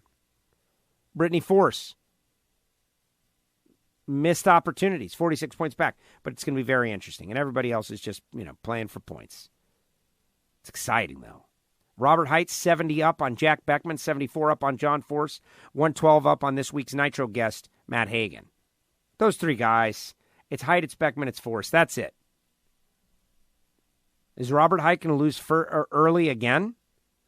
If he does, then the door will open for Beckman and Force. I really don't expect that to happen. Just me. Pro Stock. Erica, 28 ahead of Matt Hartford, 65 ahead of Jeg, 68 ahead of Jason Line, 72 ahead of Derek Kramer, 74 ahead of Bo, 99 ahead of Greg Anderson. I want to leave Greg Anderson in on the do-or-done line, but it's probably impossible. If he were to win the final 3 races, meaning Pomona and Vegas, depending on what other people did, but he needs help. He needs all kinds of help, but he's not mathematically eliminated. I think Alex Laughlin is out. And that's the difference. But you got 7 drivers within 99 points. Your driver is probably in there. And Matt Hartford, who you just heard from on these Total Seal videos, they have got a real legit shot to win the championship. They've been workmanlike, going to the second round, going to the semis, going to the finals. And they've been building up to it. Need to win a race. And in Pro Stock Motorcycle, I think it's going to be real hard for Andrew Hines to lose the championship. He's 81 points ahead. So that's like a whole race. The round wins, that's the 4 round wins of a regular race. Yeah, absolutely. Karen Stouffer second, Jerry Savoy third, Eddie 99 back and forth. They are very close together. So if Andrew were to go out first round and they all go deep, then it will be close. But I just don't see Andrew losing first round. That's the thing. I just don't see it. Guy's a machine. Andrew Hines, one of the great racers. Him and Eddie. You know, they race motorcycles and so overlooked a little bit. Vicious competitors. There's that word again. Vicious. Vicious competitors. And so it's time to get excited. Plus, there's going to be the Gasser grudge match between Mike Finnegan and Jared Scott. Maybe I should build one of these gassers. Do it. Yeah. Build it. They got the money, man. If you build it, they will come. They got. Yeah, right. Like maybe I should just get a jet car. You see? Maybe that's the thing, is I should just become Jet Car Joe and work all day and then run the jet car and get my jet car license. And go from being in the microphone, doing the mic thing, to actually doing the deal. No chance. I don't want to do that. Scary. That's scary. All right, let's keep going. What else? I guess it's time for Sports Collision. Was there anything else that we maybe didn't cover? If we did, then we'll get to it next week. No, I think that's all we got. Yeah. Oh, Roger Penske was awarded the Presidential Medal of Freedom. Way to go, Captain. I wanted to mention that. I'm always for that kind of stuff. It's the highest. What was the quote that you said? What kind of crap is that? I don't think that was exactly Gio, that is the highest awarded civilian medal in the United States of America. The Presidential Medal of Freedom. That's a big deal. What kind of garbage is that nonsense? I wasn't talking about the award. You know how much taxpayer dollars go to each one of those awards? No clue. Pomp and circumstance. Bunch of people just making each other feel good. Go to work. About 50? Right. No, it's good for the captain in that, who gets this? Musicians, actors, artists, athletes, scientists, anyone with a major contribution as deemed by the President of the United States for various things. And, all over the board. Does Roger Penske qualify? Yeah, I think so. I think Roger Penske qualifies as a, uber successful businessman / sporting icon who has had unparalleled success at our nation's most significant motorsports event for half century. Deserving. Roger Penske. All right, Sports Collision. The score of the football game between the Pittsburgh Steelers and the Dolphins of Miami. I can tell you the Steelers fans are back in the game. I can tell you the Steelers are kicking off, and the score is 17-14 Steelers. Look at that. Oh, man. And I think I can tell you that another interception by Minka is what led to this. Another one. Oh, so he's having a great game against his former team. He's trying to prove that first-round pick. The Dolphins need to serve him a loss, man. He's trying to tell them they made a mistake. The Dolphins are on the road in Pittsburgh. They were 14-point underdogs. And they're probably going to cover. But you never know. I don't know with about these all that. Dolphins. Yep, 2 interceptions. That was right. With these Dolphins, anything can happen. So the World Series. No, they'd have to score 2 more touchdowns to cover. The Astros have come storming back, and the Nationals have really. Well, since we were on a week ago, no games had happened yet. We were on the day before. The World Series was starting last Tuesday. Is that so? And so the Nationals went out there and stormed out to a 2-0 lead, winning both games in Houston which made us with Yankee their fans feel A1 very starting pitching of Scherzer and Strasburg. But then when the series shifted back to Houston over the weekend for Friday, Saturday, Sunday, the Astros came to town. And this is Google Nest Hub. That's how you see the best day every day. Is that you? Yeah, I think so, where I clicked on the Dolphin score, a box score. So now the Astros are the great have team stormed that they back are. And won all 3 games in D.C. And so at this point... Which is that precedented to lose the first 2 games at home and then go on the road and win those next games? Has that happened before? Yeah, actually, it's happened about 3 or 4 times before. Oh, wow. Can you name some examples? Well, the most recent time it happened was in 1996. Oh, and which teams were involved in that? I believe it was the New York Yankees lost their first 2 games at home and then swept the next 4, winning 3 in Atlanta and then closing out in Game 6 at home. That's right. And there's a story in that I have relayed many times over my radio broadcast career. That is very long ago. 1996, that's when I first got my job at 560 QAM as a board operator. It was not much longer after that I met the great Giovanni in Miami. I think it was the very next year. And it was amazing walking into the sports radio station as a Yankee fan who had never experienced a World Series victory. And we went through the playoffs, and I had Josh Friedman yelling at me, telling me it wasn't going to happen, and everybody, and me and Carlos Picari and Freddie Reyes, and a bunch of us, we rallied together. And then we lost the first 2 games to the Braves, and remember the story? I went and got a haircut. I think some kid taunted you. And a child, who is now a man, taunted me with the tomahawk chop. He saw my hat, and he just kept giving it to me. And I realized, wait a second, this kid is taunting me. And I said, you know what, kid? You're going to learn a very valuable lesson. It ain't over till it's over. And the Yankees came back and won 4 straight and closed down Fulton County Stadium forever. And the tears ran down the faces of the Atlanta Brave fans. And it's all because of that kid, guys. It's not got anything to do with that kid. That kid. He carries it around with him to this day. He's definitely afraid to taunt anybody. It's got more to do with Jeffrey Mayer than that kid. Jeffrey Mayer was a big part of it. But by the time it got to the kid, the Mayer thing was in the rearview mirror. So there you go. As far as, the Astros, who do I care about? I was rooting for the Nationals, but I feel like they're done. Well, they could win tomorrow with Strasburg. And what's the incredible stat that you've got? That no World Series has ever had the road team win all 7 games. Right. So that's what would have to happen for Washington to win the series at this point. That ain't happening. No, because even if they win tomorrow, then they got Cole on Game 7 on the next day, Tuesday, Wednesday.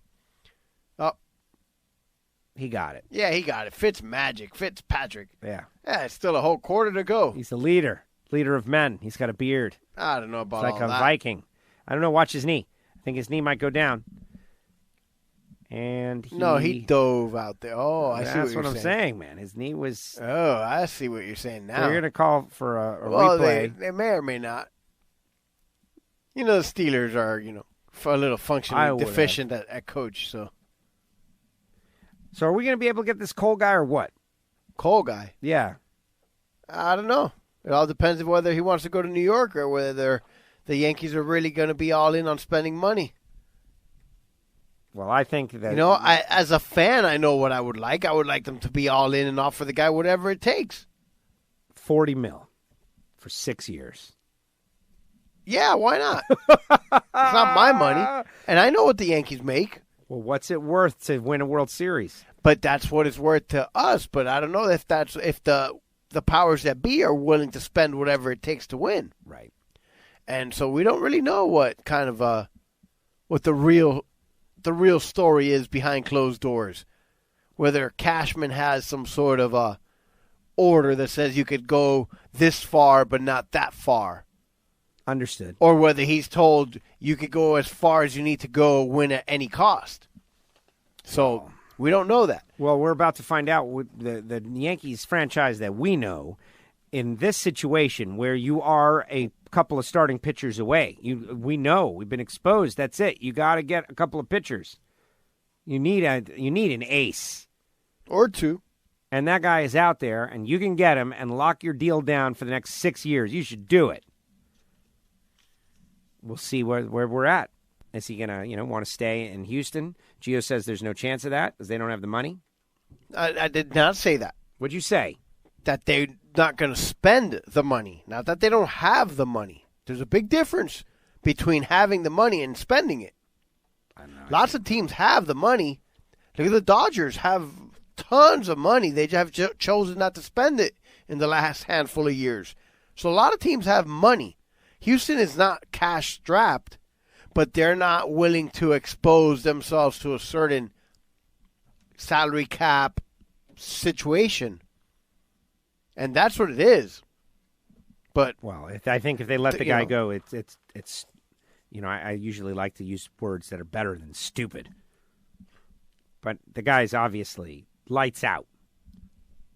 Speaking of lights out, what's up with the two girls flashing? That was great. This is a milestone. I thought that was pretty funny. Yeah, but it's a big milestone because we flashing has kind of disappeared in our culture. I mean, you can find some videos of flashing, but I remember going to a sporting event as a kid, and it was happening all over the place. Girls in the crowd, people in the crowd, flashing themselves, mooning. Mooning. That was a big thing in the 70s. People would moon each other. They don't do that anymore. Nobody does that because it's sexual assault and you go to jail. Yeah? Is it sexual assault to moon somebody? I don't know. Maybe. No, I mean, it's... I could definitely see where it could be an issue. If they take it the wrong way, yeah, I think you could get rung up on sexual assault for mooning somebody. Now, is that right? Is it wrong? Is that too strict? Is it right? Like the wrong person, they're shocked for the rest of their lives. Oh, my gosh, somebody's butt. But then again, those two ladies in unison exposing their breasts on national television. Yeah, getting banned for life. Do we have a case? What do you mean? Can we call the network? Can we sue? Can we sue somebody?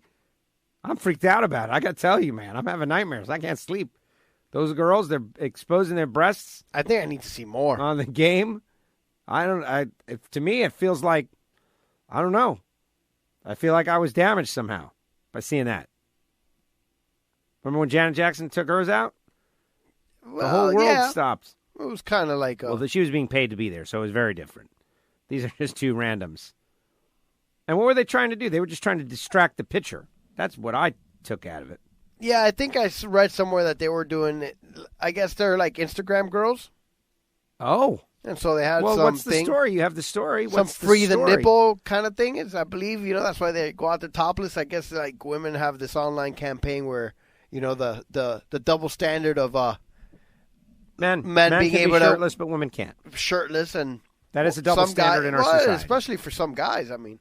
Well, I'll tell you right now. They should definitely not be shirtless. We can start with the guys right here in this room. Men should not be shirtless in public, except at the beach. Okay, that's where I come down on it. Like, I have a big problem with this. I have always had a big problem with this, and this is something that I feel very strongly about. I am uncomfortable when some dude comes walking around like at the Hurricanes game, for instance. We were there. There were a bunch of dudes in the game with their shirts off. At the game, not in the game. Well, inside the stadium. No, I know what you mean. But they weren't playing in the game. That's all in the stadium. I was trying to say they weren't playing without a jersey. Nobody thought that, but I get you. Well, listen, I get you. You're a stickler for correctness. Which Look, is fine. words are important. Yes, when you hear them, but when you speak them, you obviously do not feel that way. If women can't be topless, then men should not be topless. If men can be topless, then women should be allowed to be topless. We don't want the women to be topless for reasons that we understand, probably mostly for safety. Is that you? That's the video of the game getting interrupted. Let's see what No, they didn't play the announcement. They basically just showed the girls. There was an announcement over the PA? See, I figured that the TV had to handle it because they did stop the game momentarily. They gave him a timeout. I guess, Garrett was slightly distracted. Because he got two people. That got wild out there in D.C. That was D.C., right? D.C.? Yeah, we got wild out there, man. All kinds of craziness going down. People, but Astros took care of business. By the way, I don't think those girls should be banned for life from the stadium. Just... Well, I don't think it was for life. I thought it was indefinitely. Is that what it is? Yeah. I saw the word indefinitely. Like they've generated a lot of impressions for Major League Baseball, and I think there's probably some people that will go to the games now if they expect to see that stuff. Gooby, but I digress. All right, what else? Let's see. NBA season just started. I'm not kicked off last week. Also, the day after we were on. I got to warm into my sports, man. I'm not one of those people. Oh, but I you know what? I saw 2 Heat games. I was just into it. I don't know why. I'm rooting. I'm glad that the Heat have found a way to rebuild without tanking. F the process and those guys in Philadelphia and what the Dolphins are doing. You don't have to do that. They're not giving away their season tickets. They're not giving a discount. And for you to put on garbage product is unacceptable in entertainment and sports. That's it.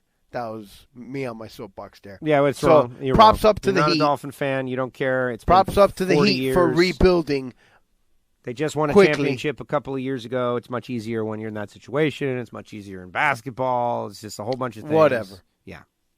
Anyway. Non-applicable. Apples and oranges. Tiger Woods wins the tournament. Tiger style. Wins again. It was like an unknown tournament. I didn't even know what was going on, but I did see the Zozo Championship. Yeah, stuff over the weekend that he was leading, and it was one of those Tiger just whooped the guys. And I don't know. I heard some incredible stats that I think going into Sunday when he had a lead X amount of strokes, he was like 23-0, undefeated. I mean, you want to talk about a closer. You want to talk about Mariano Rivera type stats. Yeah, well, Tiger's good. Like, when you think about Tiger, a PGA Tour Player of the Year, 97, 99, 2000, 2001, 2, 3, 4, 5, 6. Yeah. No, 2003, 2005, 2006, 2007, 2009, 2013. It's pretty amazing. Tigray. Love Tigray. Didn't even know that he was doing his thing. Tigray. Eldrick. So I went to the brand new Hard Rock Guitar. That was a big experience, being there for the opening night of a casino. Any other Sports Collision, by all means, drop it in here. I think that's all I got. I feel like we covered a lot of stuff on this podcast. This show, we've been just stream of consciousness. Somebody, the Race Sherpa, put out there, this a stream of consciousness. That's exactly what the old Neil Rogers show was, where I started to work. Stream of consciousness, covering various topics. Some of them fun, some of them funny, some of them angry, some of them not right. Societal conflict. All of these things. Tom Flores looks mad. What about Brian Flores? Yeah, well, him too. Yeah. Whoops. Look at that boy, looks angry, my man. He looks like he looks like a bigger version of Jamie Foxx. Jamie Foxx, that's right. And by bigger, I mean bigger and thicker. Well, yeah. Well, because Jamie Foxx is actually short, if I'm not mistaken. Yeah, see, he's little very skinny short guy. He's very angry. Furious anger. See, there are just things that I don't know. You don't like to see the coach angry? No. Like when the coach melts down, I usually don't like it. I know Aaron Boone had the big savages in the box moment, and everybody got super excited about it, and it was like, yeah, fired up guy. Well, there's something about baseball leadership getting thrown out and firing the team up or so, And I really don't even know what any of this is all about. So no, we don't, because all we see is that he's angry, and he's angry, and we don't know the context because the volume is down, and we're not really watching. It's just look at this guy's from Brooklyn and everything. We should be all in on this guy. No, I like him. I am all in on him. I'm super excited. I almost bought a Dolphin shirt the other day. I was this close. Yeah, you did. Carried it around for like 15 minutes, and then I got to tell you, mind. I'm glad you didn't buy that orange thing. It wasn't orange. Bright. Wasn't it bright orange? No. What color was it? It was aqua. Aqua. It was aqua. It was all aqua. It had a tiny little orange I didn't stripe. like it. Oh, I thought it was great. Yeah, but it had the new logo. I want the classic logo. And I'm not going to drop throwback $40 on a Dolphin shirt right now to be 2 and whatever for the next 4 seasons. Well, you could have dropped all that money on that bed sheet that I bought. I'm not getting any of that stuff. Not into collectibles, man, or gear. I'll get it when the time is right. To my cousin. Represent. So I went to the new Guitar Hotel. We're talking about Hard Rock Guitar Hotel in Hollywood, Florida. This is a place where Anna Nicole passed away. But now they've got not at the new guitar. No, but the location. Yes. That's how people know it. Like at the other end of where the guitar is. Right. This is how people know it. And they built this massive new guitar-shaped hotel. If you follow my Insta feed, you've been seeing it being built. Finally, it was grand opening night. And we rolled in there. Me and Vlad. Sports Radio Vlad. Took an Uber over there, actually a Lyft. And it was like a $10 Lyft. And I heard it was a madhouse like over there. 30 minutes to get in. The guy was getting very annoyed with us. It's like, hey, man. Why don't you just have him drop you off outside and walk it in? It's too far? The traffic stopped on 441, like way out there. Oh, all right. But we did ultimately, as soon as we crossed the street and turned into the driveway, we ended up getting out and letting him go the other way. But I wasn't going to get out in the middle of a busy street. No, obviously not. Across the street, by the way, just to be kind. The guy can't get upset. That's his job. His job's a driver. He can't get upset. If he's getting upset, then he's doing the wrong damn thing. He was getting a little upset, but I can understand him being annoyed because it was taking a long time. Anyway, light shows, fireworks, Johnny Depp, Morgan Freeman, celebrities everywhere, light shows, laser shows, food, amazing stuff. The pool area, incredible. One of the nicest pool areas I've ever seen ever. Fantastic. And then there's Vlad. Man, this isn't Vegas. Look at this. This is a little smaller than Vegas. Look at this. Come on, Joe. Look at that. This hallway is at least 10% smaller than Vegas. And look at these casinos here. They don't have the real games. Anyway, Vladdy was just in a particular mood. Place is gorgeous. I haven't actually seen it myself. You'll be blown away. But I saw this special on the news the other day here. One of those local puff pieces they do. And Will Mansell was over there, and it was like a big long thing. It was like 5-7 minute package. Piece. Yeah, probably paid for. And spending a lot of money. Yeah. Oh, yeah. No, they gave him the whole thing. They took him in and they made him the tomahawk steak and the short rib thing at the Council Oak. Council Oak was good. And he was in the pool last week. They gave him I guess they gave all the media the soft open last week. Right. And so he was there. It was really that place looks great. That place with the Aqualight something, whatever. Oculus. There you go. You see Aqualight. I saw the Oculus show. The Oculus. Okay, it's like the light indoor version of the fountains at the Bellagio. You took that right from the package, obviously, because that's a fact. And so, I heard it's made by the same people. Piece, man. I'm telling you, I'm not making crap up. I know. That's why I said you took that from the package. Some stuff sticks in here. Yeah, clearly. So the people who made the Bellagio fountain show designed this. And it's music, except it's coming down instead of going up. Instead of blasting the water up, the water falls. Right, and it was light. And it comes in and out and makes shapes and lights. It's indoors. Right in that. That's amazing. And oh, man, this ain't no Bellagio. Well, the Bellagio, I would imagine it's exponentially bigger because it's outside. You would imagine? What do you mean you would imagine? The area. You've been to the Bellagio. What? But I haven't been to the new place. The fountains of the Bellagio is as big as like most of this place. Right. That's what I would imagine because I haven't been to this place. And that's all. This place is huge. It's amazing. It's great. It's perfect for Hollywood, Florida. It's giant. It's massive. You could take it and lower it down into Vegas, and it would be as nice or nicer than most of the casinos. Not as nice as some. Well, it's new, first and foremost. Right, nicer than Palms. And it was $1.5 billion. Yeah, nicer than Palms. Nicer than the Palms, yes. Really? Yes. Yeah. Yes. Wow. Nicer than Old Hard Rock, the one out there. Nicer. Well, it's a newer version. Exactly. Right, exactly. But in Vegas, if they need a 30-foot thoroughfare, they build a 60-foot thoroughfare. Here, if they need a 30-foot, You get an 18. No, it's 45 feet. Right. It's big. It's huge. And on this given night, every single person in South Florida was there. Yeah. It was, from everything I understood, that place was a madhouse since like early afternoon. A big day from the poker show went over to the poker thing going on over there. I was looking for him. And he said he got there early afternoon, and it was already a madhouse that you couldn't even pull into the parking lot. They've got a little mall so there. I can imagine when you guys went shops. in the evening time. We went right at pinnacle peak time.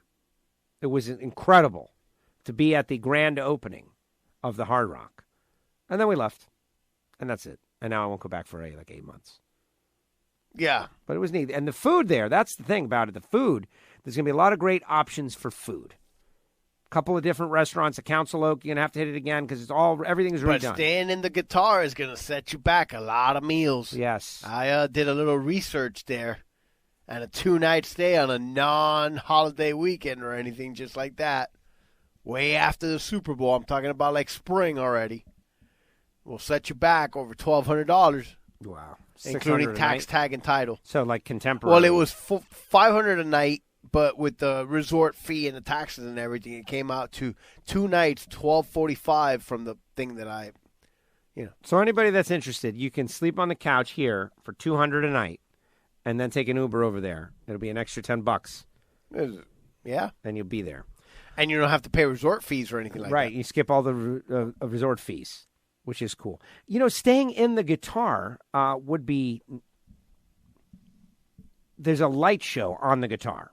So you can't see it if you're inside of it. You can't see it if you're inside. The light show is constantly going. The light show is probably the most amazing thing about the deal. Okay, right. It's how they make it move and change in the lights. It's not a screen. It's lights that kind of move back and forth like pixels, and it does all kinds of different stuff. And they also have a Luxor-style light beam that shoots into the sky, right, like it's straight up.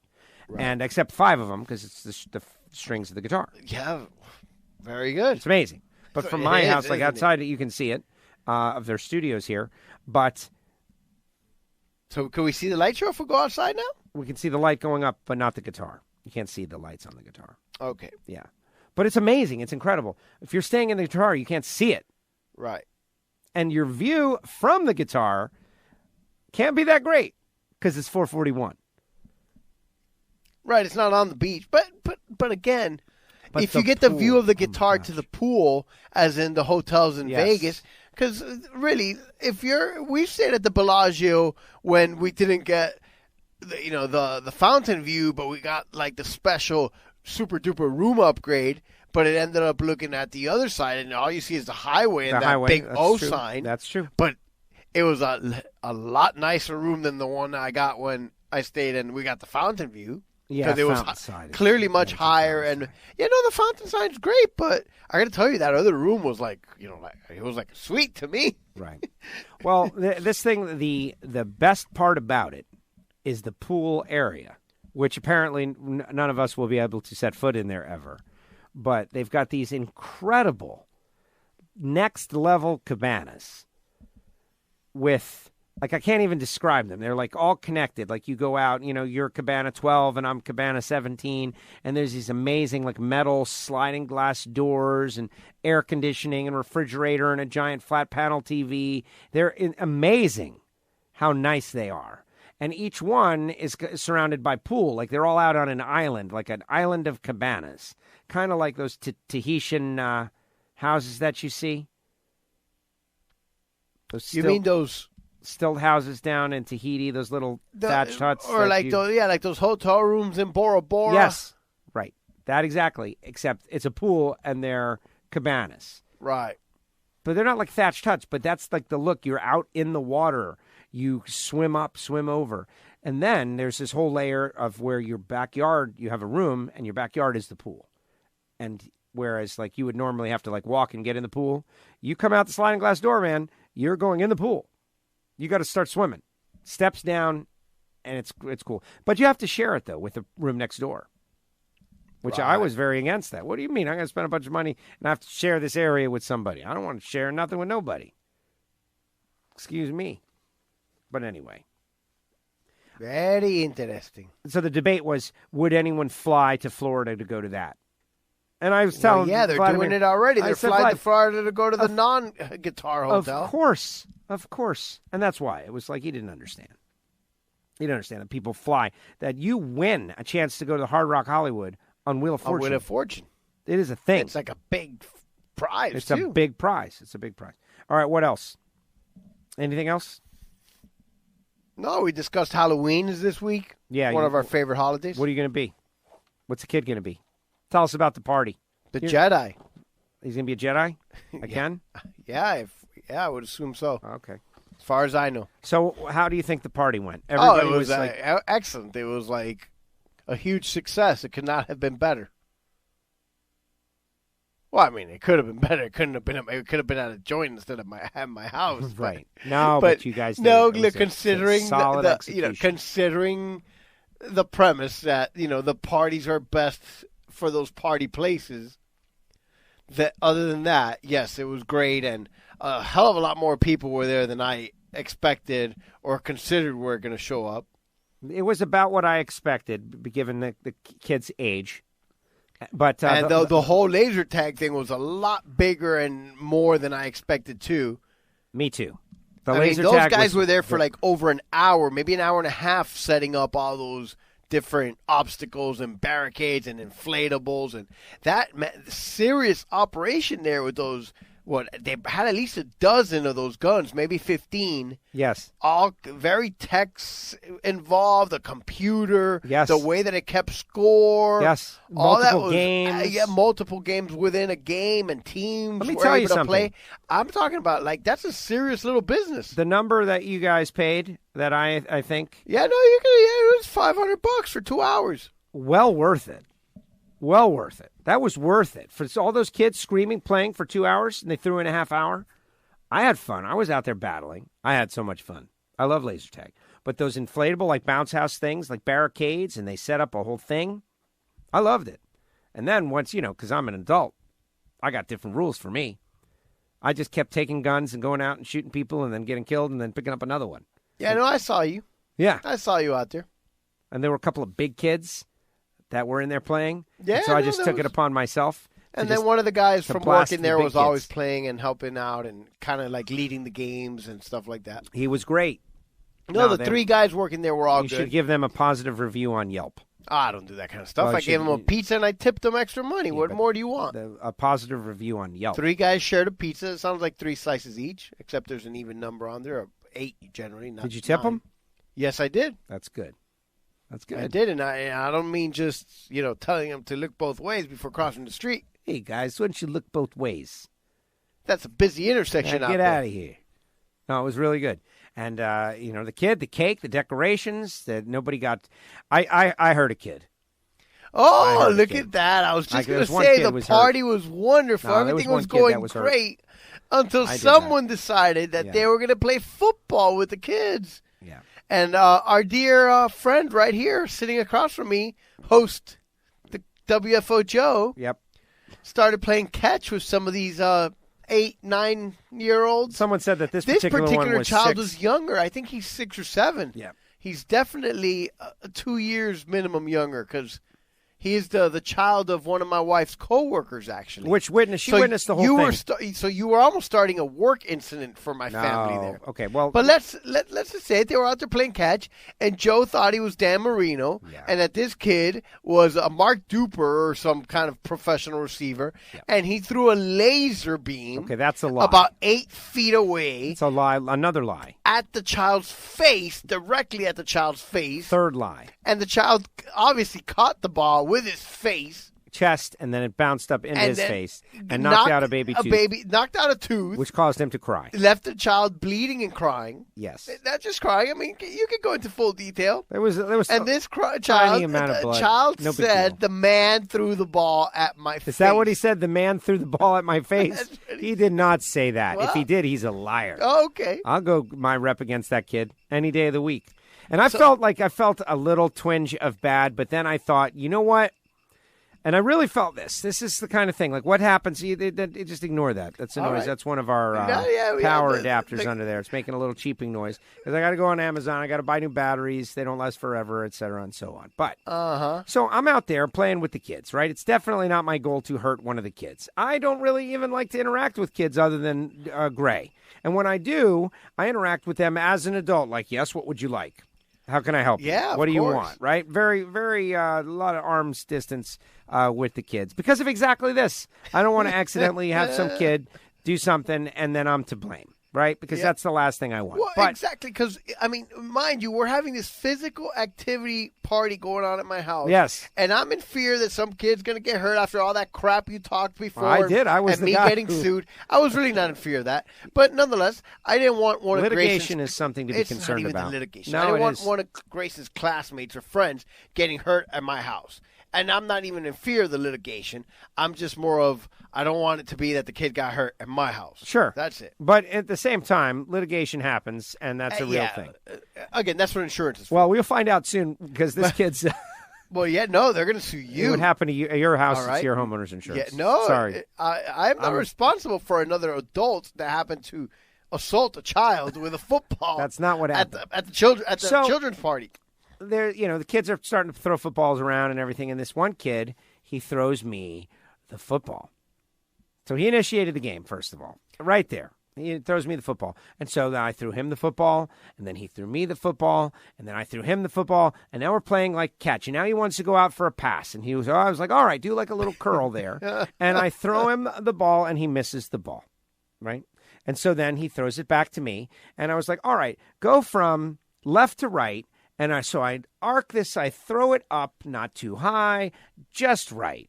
Yep. And it's coming right at him. Right at his face. And it's coming down. No, it's coming down at his chest. And he goes to catch the ball and kind of traps it in his chest. And then the ball squirts straight up, like, kind of bounces / traps squirt all at the same time, straight up into his, who knew, his baby teeth are coming out and hits him in the face. Who knew? His mother watched the whole thing. As soon as it happened, she was not appalled. Okay, she that gave part me is the a lie. immediate another lie. It's 5. No, that's the first one. Comedy. First of all. No, I did not throw a laser. I did not throw it at his face. I was not 8 feet away. He was further away. We're going to call some witnesses here. He was okay. So then, what are you doing throwing a football 20 feet at a 6-year-old? I floated it up there. Yeah, we're not talking about. He was 8. We weren't talking about a Nerf ball. Everybody here. else is 8 years old. No, What's man, a you 6-year-old doing he's there? physically shorter and smaller than the rest of those kids. I have no clue. You really cannot tell the physical difference between children, right? I cannot tell. Yeah, no, like you couldn't tell the difference between the front door neighbor kid that nearly whooped us in basketball, that he was much bigger than the other 12. Kids, right? Oh, so you can't tell the difference between a 12 and a 10. Yeah, but and not maybe a 6 and an 8, right? Nope.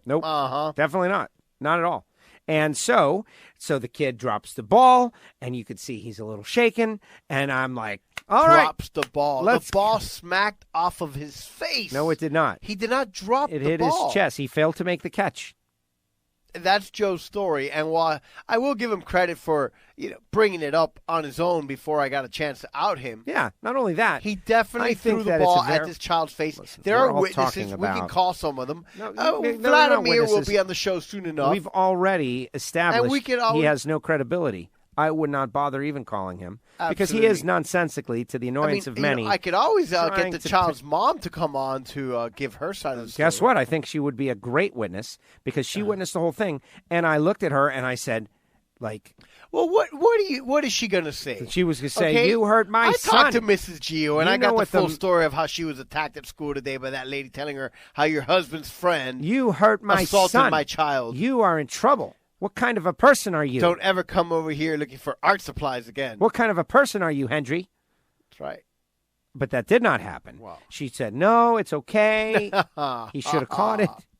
Did not say that it was we are always telling, the whole civilization right now is in agreement that the children are soft. The whole civilization, all of America, is in agreement that the children are soft, that the Chinese are raising strong, tough kids that know how to deal with adversity, and that the Russians one of those pain are coming on kids. And this, and so what am I? I'm here to help the kids become tougher. And so what? You're going to pick on the first grader. They're not picking on kindergarten anybody. Child. Kid looked like he was a good 9 years old. He's very mature looking. definitely. It looked like he was 9, could have been 10. That is a complete false statement. No. Clearly, my perception is that he was 9. Younger than my son. Definitely not. And he asked me Physically to throw him the ball. Smaller. I threw him the ball. We were having a good time. He missed a catch, and something happened. Oops. It happens all the time. Yep. It happened to me when I was a kid. Of course. He got a baseball in the face once. Was it the guy who threw the ball's fault? No.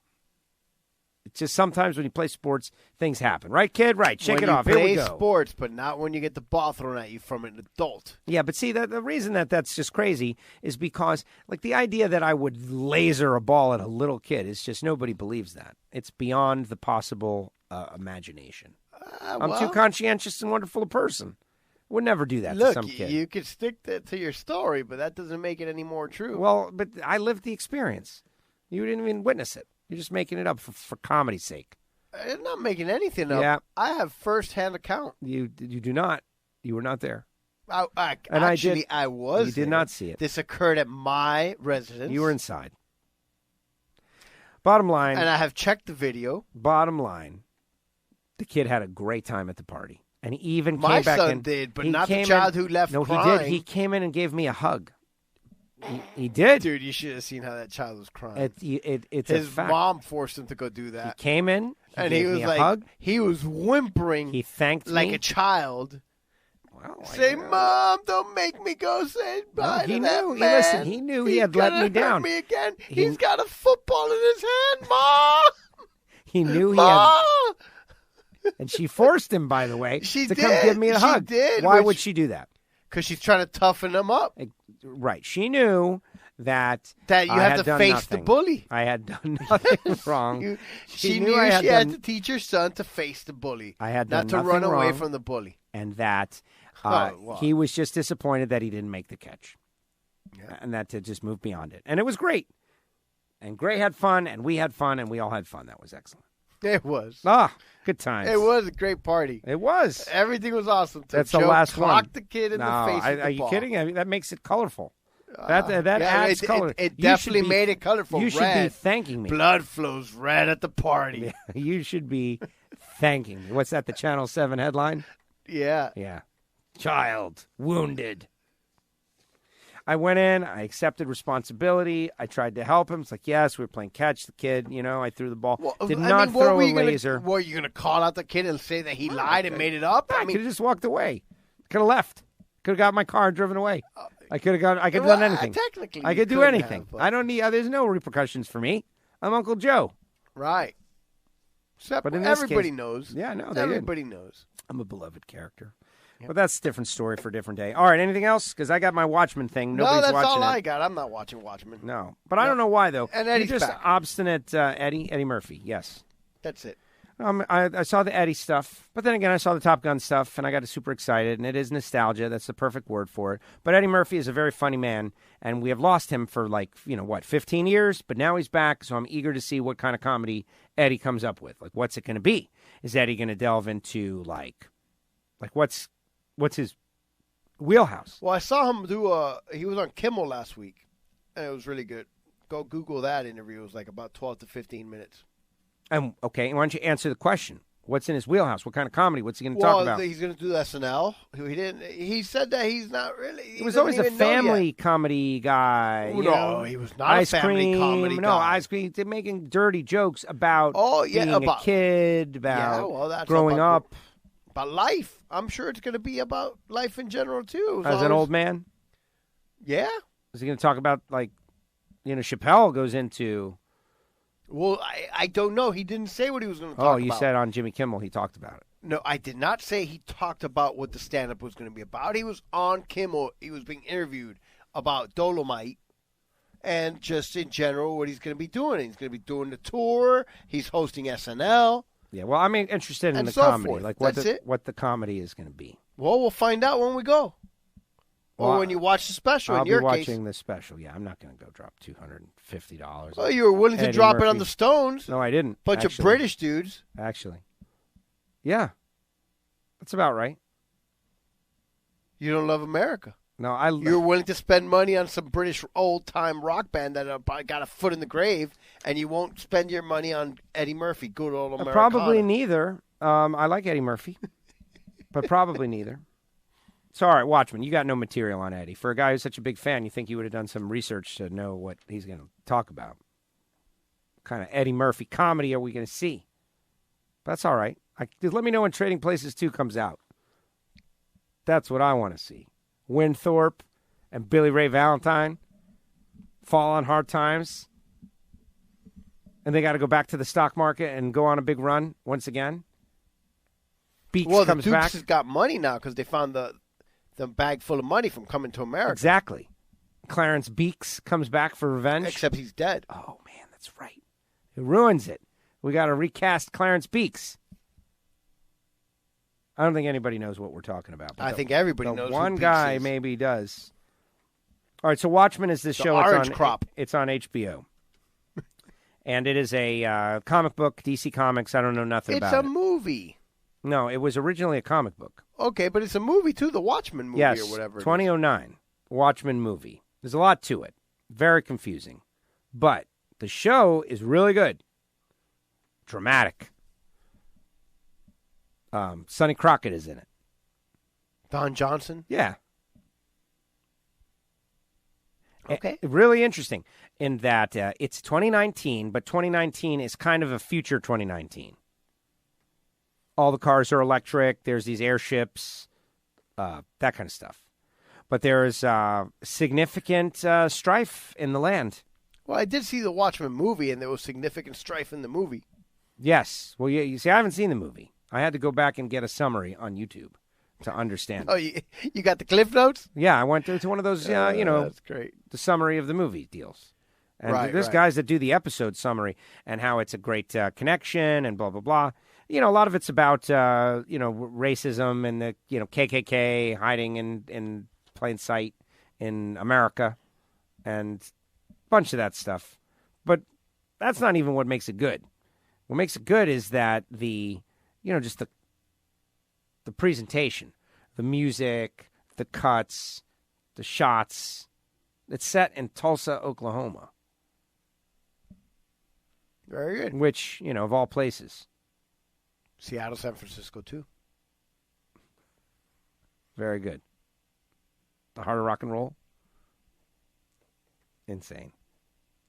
Oh, we've received a last-second phone call from Race Guitar. Hello, you're on the air. How's it going? It's great. What's going on? Not much. I just figured I'd take a shot and give you a call and what the hell, and see if you guys were still taping the show because I didn't get a push that it was live yet. No, I love that you did that. That's good. We got a phone call now to stick in the show. Fantastic. Awesome. So what you got, Race Guitar? You called to find out what happened at the party of the century. I absolutely called to find out what happened at the party of the century. How did you make out? Well, I didn't get to make out with anybody, but the party worked out very well. It was great. The kids had fun. The child had fun. All his little friends had a blast. They did, laser tag for 2.5 hours nonstop. There was just kids all, whimpering and crying and sweating all over the place. That's what I wanted to know. Was there any crying? Because with laser tag and young kids, it's always a thing. Oh, Mike, wouldn't you know it? We just kind of discussed this not too long ago.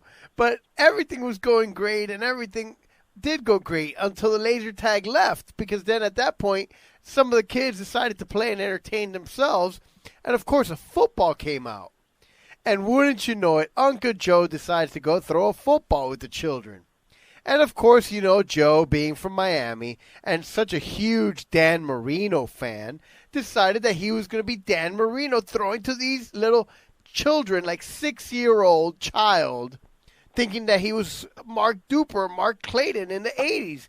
And Joe has thrown a laser beam of a dart of a pass at the face of a 6-year-old who took the football like a trooper, like a boss, right to the mouth. And, of course, lost a baby tooth. And so he was crying and bleeding and whimpering and, ran to mama. The man threw the football at my face.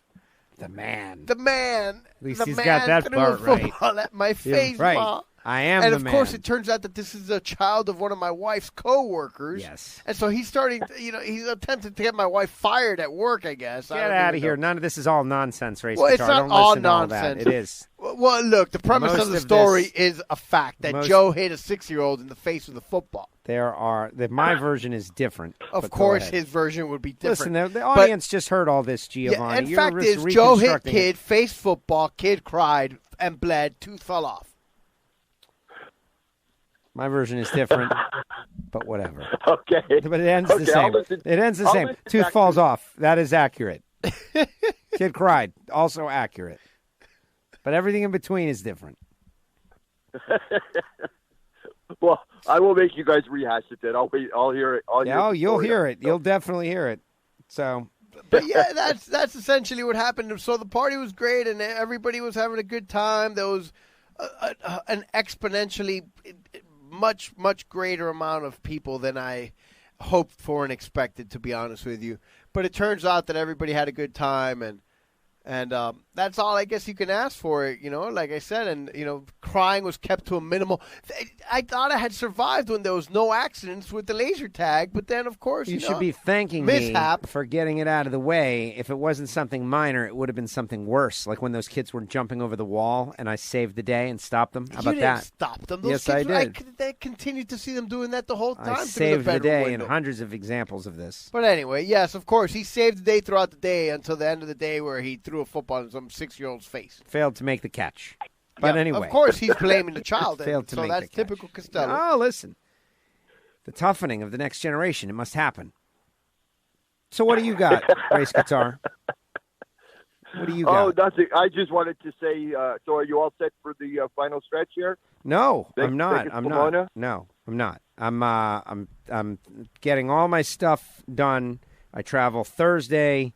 And, the Vegas SEMA thing, the return of the Performance TV show, all that is about to happen. Obviously Vegas and then back for a week. I'm not staying out there for Vegas, Pomona. Like, to me, I'm not able to be away that long. Okay. And then coming back here and then back out to Pomona for the finals, which is the same weekend as the NASCAR season finale here, which, by the way, we do have tickets. We got promo tickets to give away. That's right. Yes. And, email me, Joe at WFOradio.com for those of you that want the promo tickets, if you can actually use them. And that's the deal. You got to get here. You got to get a place to stay. We're not doing. We'll just put some tickets in your hands. You get into the race for free. But anyway, I'm just going through my checklists to make sure I have everything, because it is kind of a complex 9 days with the race and then SEMA and then Vegas, which, you got to be prepared for everything. Yeah. So you're not staying out there, obviously, for the whole time. You're going to come back. I'm going to come back after SEMA on the 9th and spend a couple days here and then back out to Pomona on Tuesday. Okay, that's on Tuesday. Yeah. I got stuff I got to do. Wow. Oh, okay. I understand. Yeah. Okay. All right. Well, cool, man. Here we go, right? Now, what were you were messing something about. You were commenting on something the other day. I thought about Race Guitar, and now I forgot what your big comment was. Which one? I don't remember. Oh, you love the top end driving piece. I know that. But you wanted alcohol racers. Right. You wanted pro racers to listen. What it is, though, it's the reaction phenomenon, right? That everybody is in. Seeing people react to other people, and so I get what you're saying. We brought Bo Butner and Austin Williams to the top end of the racetrack to watch them react to other drivers driving, and I think it's definitely genius. And you want to expand it to nitro drivers reacting to alcohol drivers driving. Yeah, that was a great piece. I remember, and this is probably going back a couple of seasons. I remember, Caps and a couple other guys sitting at the top end doing something similar to what you did with those guys, but with the alcohol classes. Caps was live streaming it on, I think it was Instagram, and just commenting on, how, what was happening, the shifting, blah, blah, blah. It just popped into my head. I was like, you know what? Maybe that might be a good thing. But as you pointed out, it's a matter of logistics and time. Oh, everything is logistics and time and equipment and doing it right. Like immediately a couple people. First of all, that bit was extremely well received, like a lot of positive feedback, which is great because it's not always that way. A lot of times it's negative and they hate it. But this one, it was like, oh, man, this is great. You got to do it again, and you got to get multiple camera angles and some slow-motion replays. It was like, whoa, we can't do that. We don't have the ability to do that. In fact, I got a bunch of texts from inside the Oval, which were like, hey, we can't do all this. But it would be great, though, wouldn't it? Yeah, absolutely. Watching that stuff with the slow-motion replay. You know, wow, wow, wow. Some in-car cameras pointed at the drivers. Awesome. Yeah. No, definitely. Hey, and by the way, what a timely piece to have that Allison Dahl piece up on Intention in the Pits. Well, thank you for noticing. Yes. Well, as she's leading the points and has a pretty good shot. So I was like, wow, you could have described this better. Well, no, it could not have, which is exactly why we selected her. Because, yeah, well, amongst many other reasons, but that's... I let you into the sausage-making part. I don't think anyone really cares here at the very end of Ignition.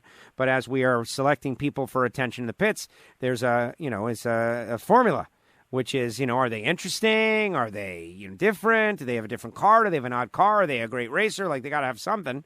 And I think Allison is all of those things. She's an electrical engineer, so she's super smart. And she's this, unassuming, lady racer from a family, and she's really good, and she has a chance to win the world championship. Like, to me, all of those things meant we got to go talk to her and get her on the record. And she hadn't won the final division race when we did that. Remember, that was at Charlotte, I think. Yeah. Yeah. And so then the week after, she goes out and wins her final divisional race, putting together basically perfect divisional claim and giving herself a really good chance. And so it worked out. Yeah. But we think about that stuff. There's a formula. Like, Nikki's got the cute little old man portion of the formula. Like, if it's a cute little old man who is racing and he's a badass, like he's built his own car, like the guy that we met up in Pacific Raceways. The guy built his own car. Not the one with the vet, the one with the little roadster, the Willys. Right, he had that little door to step in and out of. Yes. That thing went like crazy. Everybody loves that. Everybody loves seeing like an older person still doing what they love because they think to themselves, man, that gives me hope that I'll be able to do what I love when I'm older. Yeah, like John Force. Just like John Force. What a story would that be if John is able to pull together a couple of good last two races and win that next championship?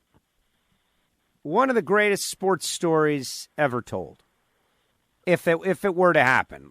If John Force at 70 goes out and beats Robert Hight and Jack Beckman for the championship, two champion drivers, and just beats him, like wins the last two races or something. Let's give it to him in a kind of a dominating fashion.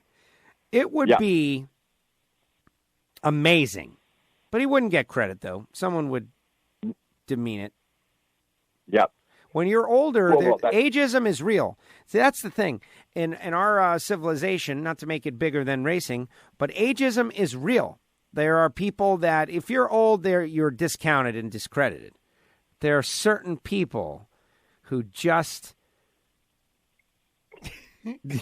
Oh, why are you laughing, Gio? I didn't know. I thought you had checked out on the conversation. Oh. No, I'm still here. Ageism is real. Let's just put it that way. It is. And I understand there are certain things that age does really matter. And it definitely matters here in NHRA drag racing, as indicated by Austin Prock's amazing reaction times. But savvy and experience can still work for you. Yeah. Hello? Yeah, I got you. Okay, sorry. I thought I lost you. No, we're good. No, Joe's here. He's going to cry now that his Dolphins have lost again. Oh, it's over? Steelers, 27-14. They did cover the spread, though. Got to give it to them. I did something for Gio. What's that? What did you do for me? We went out for the wife and the daughter and the son's birthdays on the weekend, and they had a football game going. And I was watching the game going, hey, I'm like Gio. Look at me. Okay. He's watching the football game while he should have been paying attention to his family. Yeah, I think it was Green Bay, which I don't really understand why they're called Green Bay, but they're wearing yellow, but whatever, and Kansas City. Oh, that was Sunday night, wasn't it? I think something like that. Yeah. Yeah, it would have been last night, yeah. Who won that one? Who won that? I missed it. Green Bay won. Wow. Oh, I have no idea. Well, Mahomes is hurt. Mahomes is hurt. That's right. They set that up as the big quarterback battle, and then it didn't happen. Right. Right. What are you going to do? You don't understand.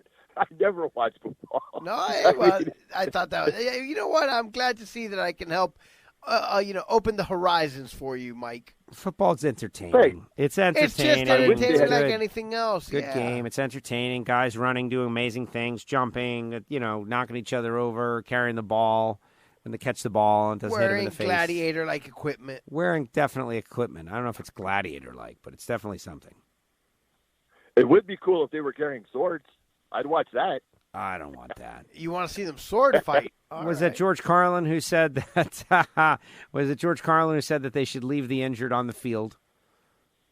That's a great idea. Might have been, yeah. Right, I would watch that. The gridiron. He does this whole bit about how baseball is played in a park, and football's played in a stadium. In the baseball you take the field, and the football you go on the gridiron. And it's how macho football is compared to baseball, etc.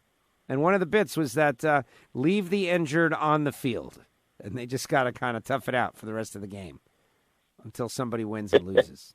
Yeah, that sounds like a plan. Definitely makes it more intense. Well, all right, Race Guitar, you got any other final thoughts? Yeah, you know what? I'll recount one story for Gio just so he could put his birthday party in perspective. Oh, boy. Gio, you have no idea how you have only the one, right? So I've got 4, and I've done all this before. It's been crazy. But I could recount one story. The greatest birthday party we ever had was Gilby back when he was like 5, maybe 6 years old, kindergarten around. We had this guy come in to do a show. And by the way, this may or may not be good for the show. If you have to edit it out, feel free. So he's coming in. He's got parrots and, little monkeys and stuff. He's doing a pet show for the kids.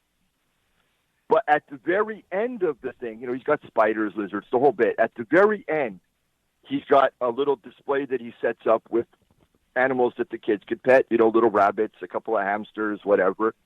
It was great. Kids were having a good time. But something happened to the hamster, who, by the way, was a mom hamster. She got spooked or scared or something. I'm not even exaggerating when I tell you this. She started eating her babies. She was throwing them around the cage. The kids were screaming. It was horrific. Oh, my goodness. What, did you have Mike Tyson at your party? Cannibalism. It was crazy. They were cannibalizing. I don't know what young. happened.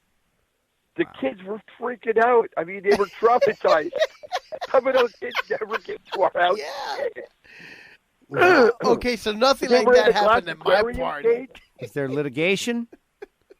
No. I mean, what are we going to do? We didn't know. No one knew. The guy was like flipping out, trying to stop her. She's on a rampage with babies around the cage. It was horrific. But you had to hear the kids. Oh, my God. They were screaming. Laura was screaming. She's like, get the kids out of here. Get the kids out of here. Wow. Mother eats its young at the party. Yeah, no, that's definitely nothing like Joe just throwing a laser beam of a football dart at some child's face. That's much worse. It was a lofted ball. It was way up. He caught it very easily. He just missed it. That's my point. Keep it in perspective. Right. Well, thank you, Race Guitar. Yours Way to is go, much Race worse. Guitar. That definitely puts those kids are definitely messed up for life. Because of that. Joe only messed up one kid's life. Right. Right. Not all of the kids at the party. Oh, remember when we were at Gilby's party and those animals started eating each other? Oh my God! You know somebody's still talking about that, right? In this day, and several. Age. Here we are, 15 years later, however old your son is. It's legendary. Does Gilby still know these kids?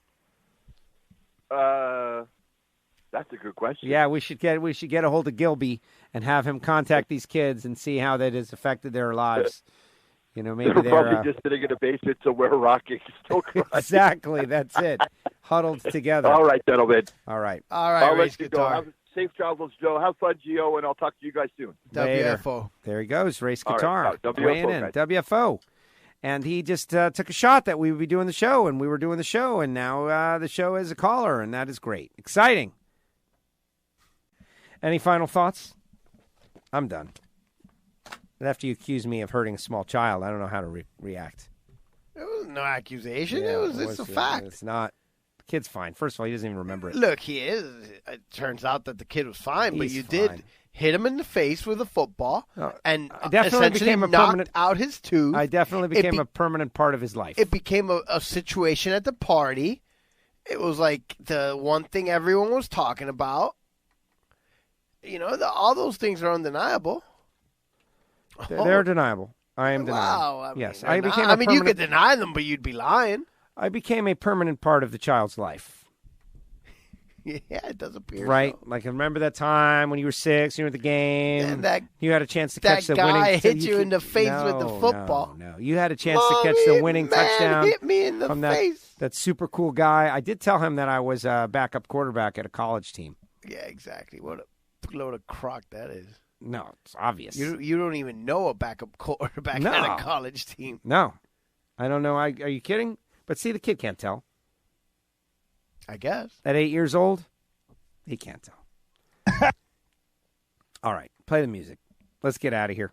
Thanks to everybody. If you're going to be out there in Vegas, say what's up. It is Halloween. I was going to go with some sort of like, everybody thinks, everybody wears a costume, and I don't wear a costume. And it's because it's a pain, and I got to carry it. And so if I can come up with some real basic, easy costume, then maybe I'll think of doing something. But I really doubt it. You should go as a track announcer. Right. That's what I go as every year. Professional track announcer. Right. And wear your shirt. I'll wear my NHRA shirt. And your little earpiece. I'll wear my earpiece. So you look like the guy from Star Trek. Right. Exactly. By the way, he was walking around the party wearing that earpiece all over the house. I mean, I didn't want to get into that either, but... That's inaccurate. Again, your memory is not really good. When I arrived at your house, I had it on, but then I took it off for the party. Is your memory really that bad? It's pretty bad. Or are you just making up stuff? I have a really good memory. It's just short. Very short. All right, everybody, that's going to do it. We had a fun show here. Fun show. It was entertaining, to me. Until the end. It kind of went sideways there. Well, I mean, no one likes to be called out for beating up a 6-year-old. I get it. The kid was 8. 6. Very, very obvious. Yep. His mom okayed it. She was probably even a little happy about it. Bottom line, we had fun. Dad shows up wanting to beat your ass. Is there a... Yeah, there's... Well, what do you mean, is there a... Yes, there's a dad. I don't know. There's not always... There's always a dad. Whether he's around or not is a different story, but there's always a dad. Okay. Touche. But I don't have to be concerned about He is around. He just didn't happen to be at the party. Listen, he'll be... You know what? I'll explain the story.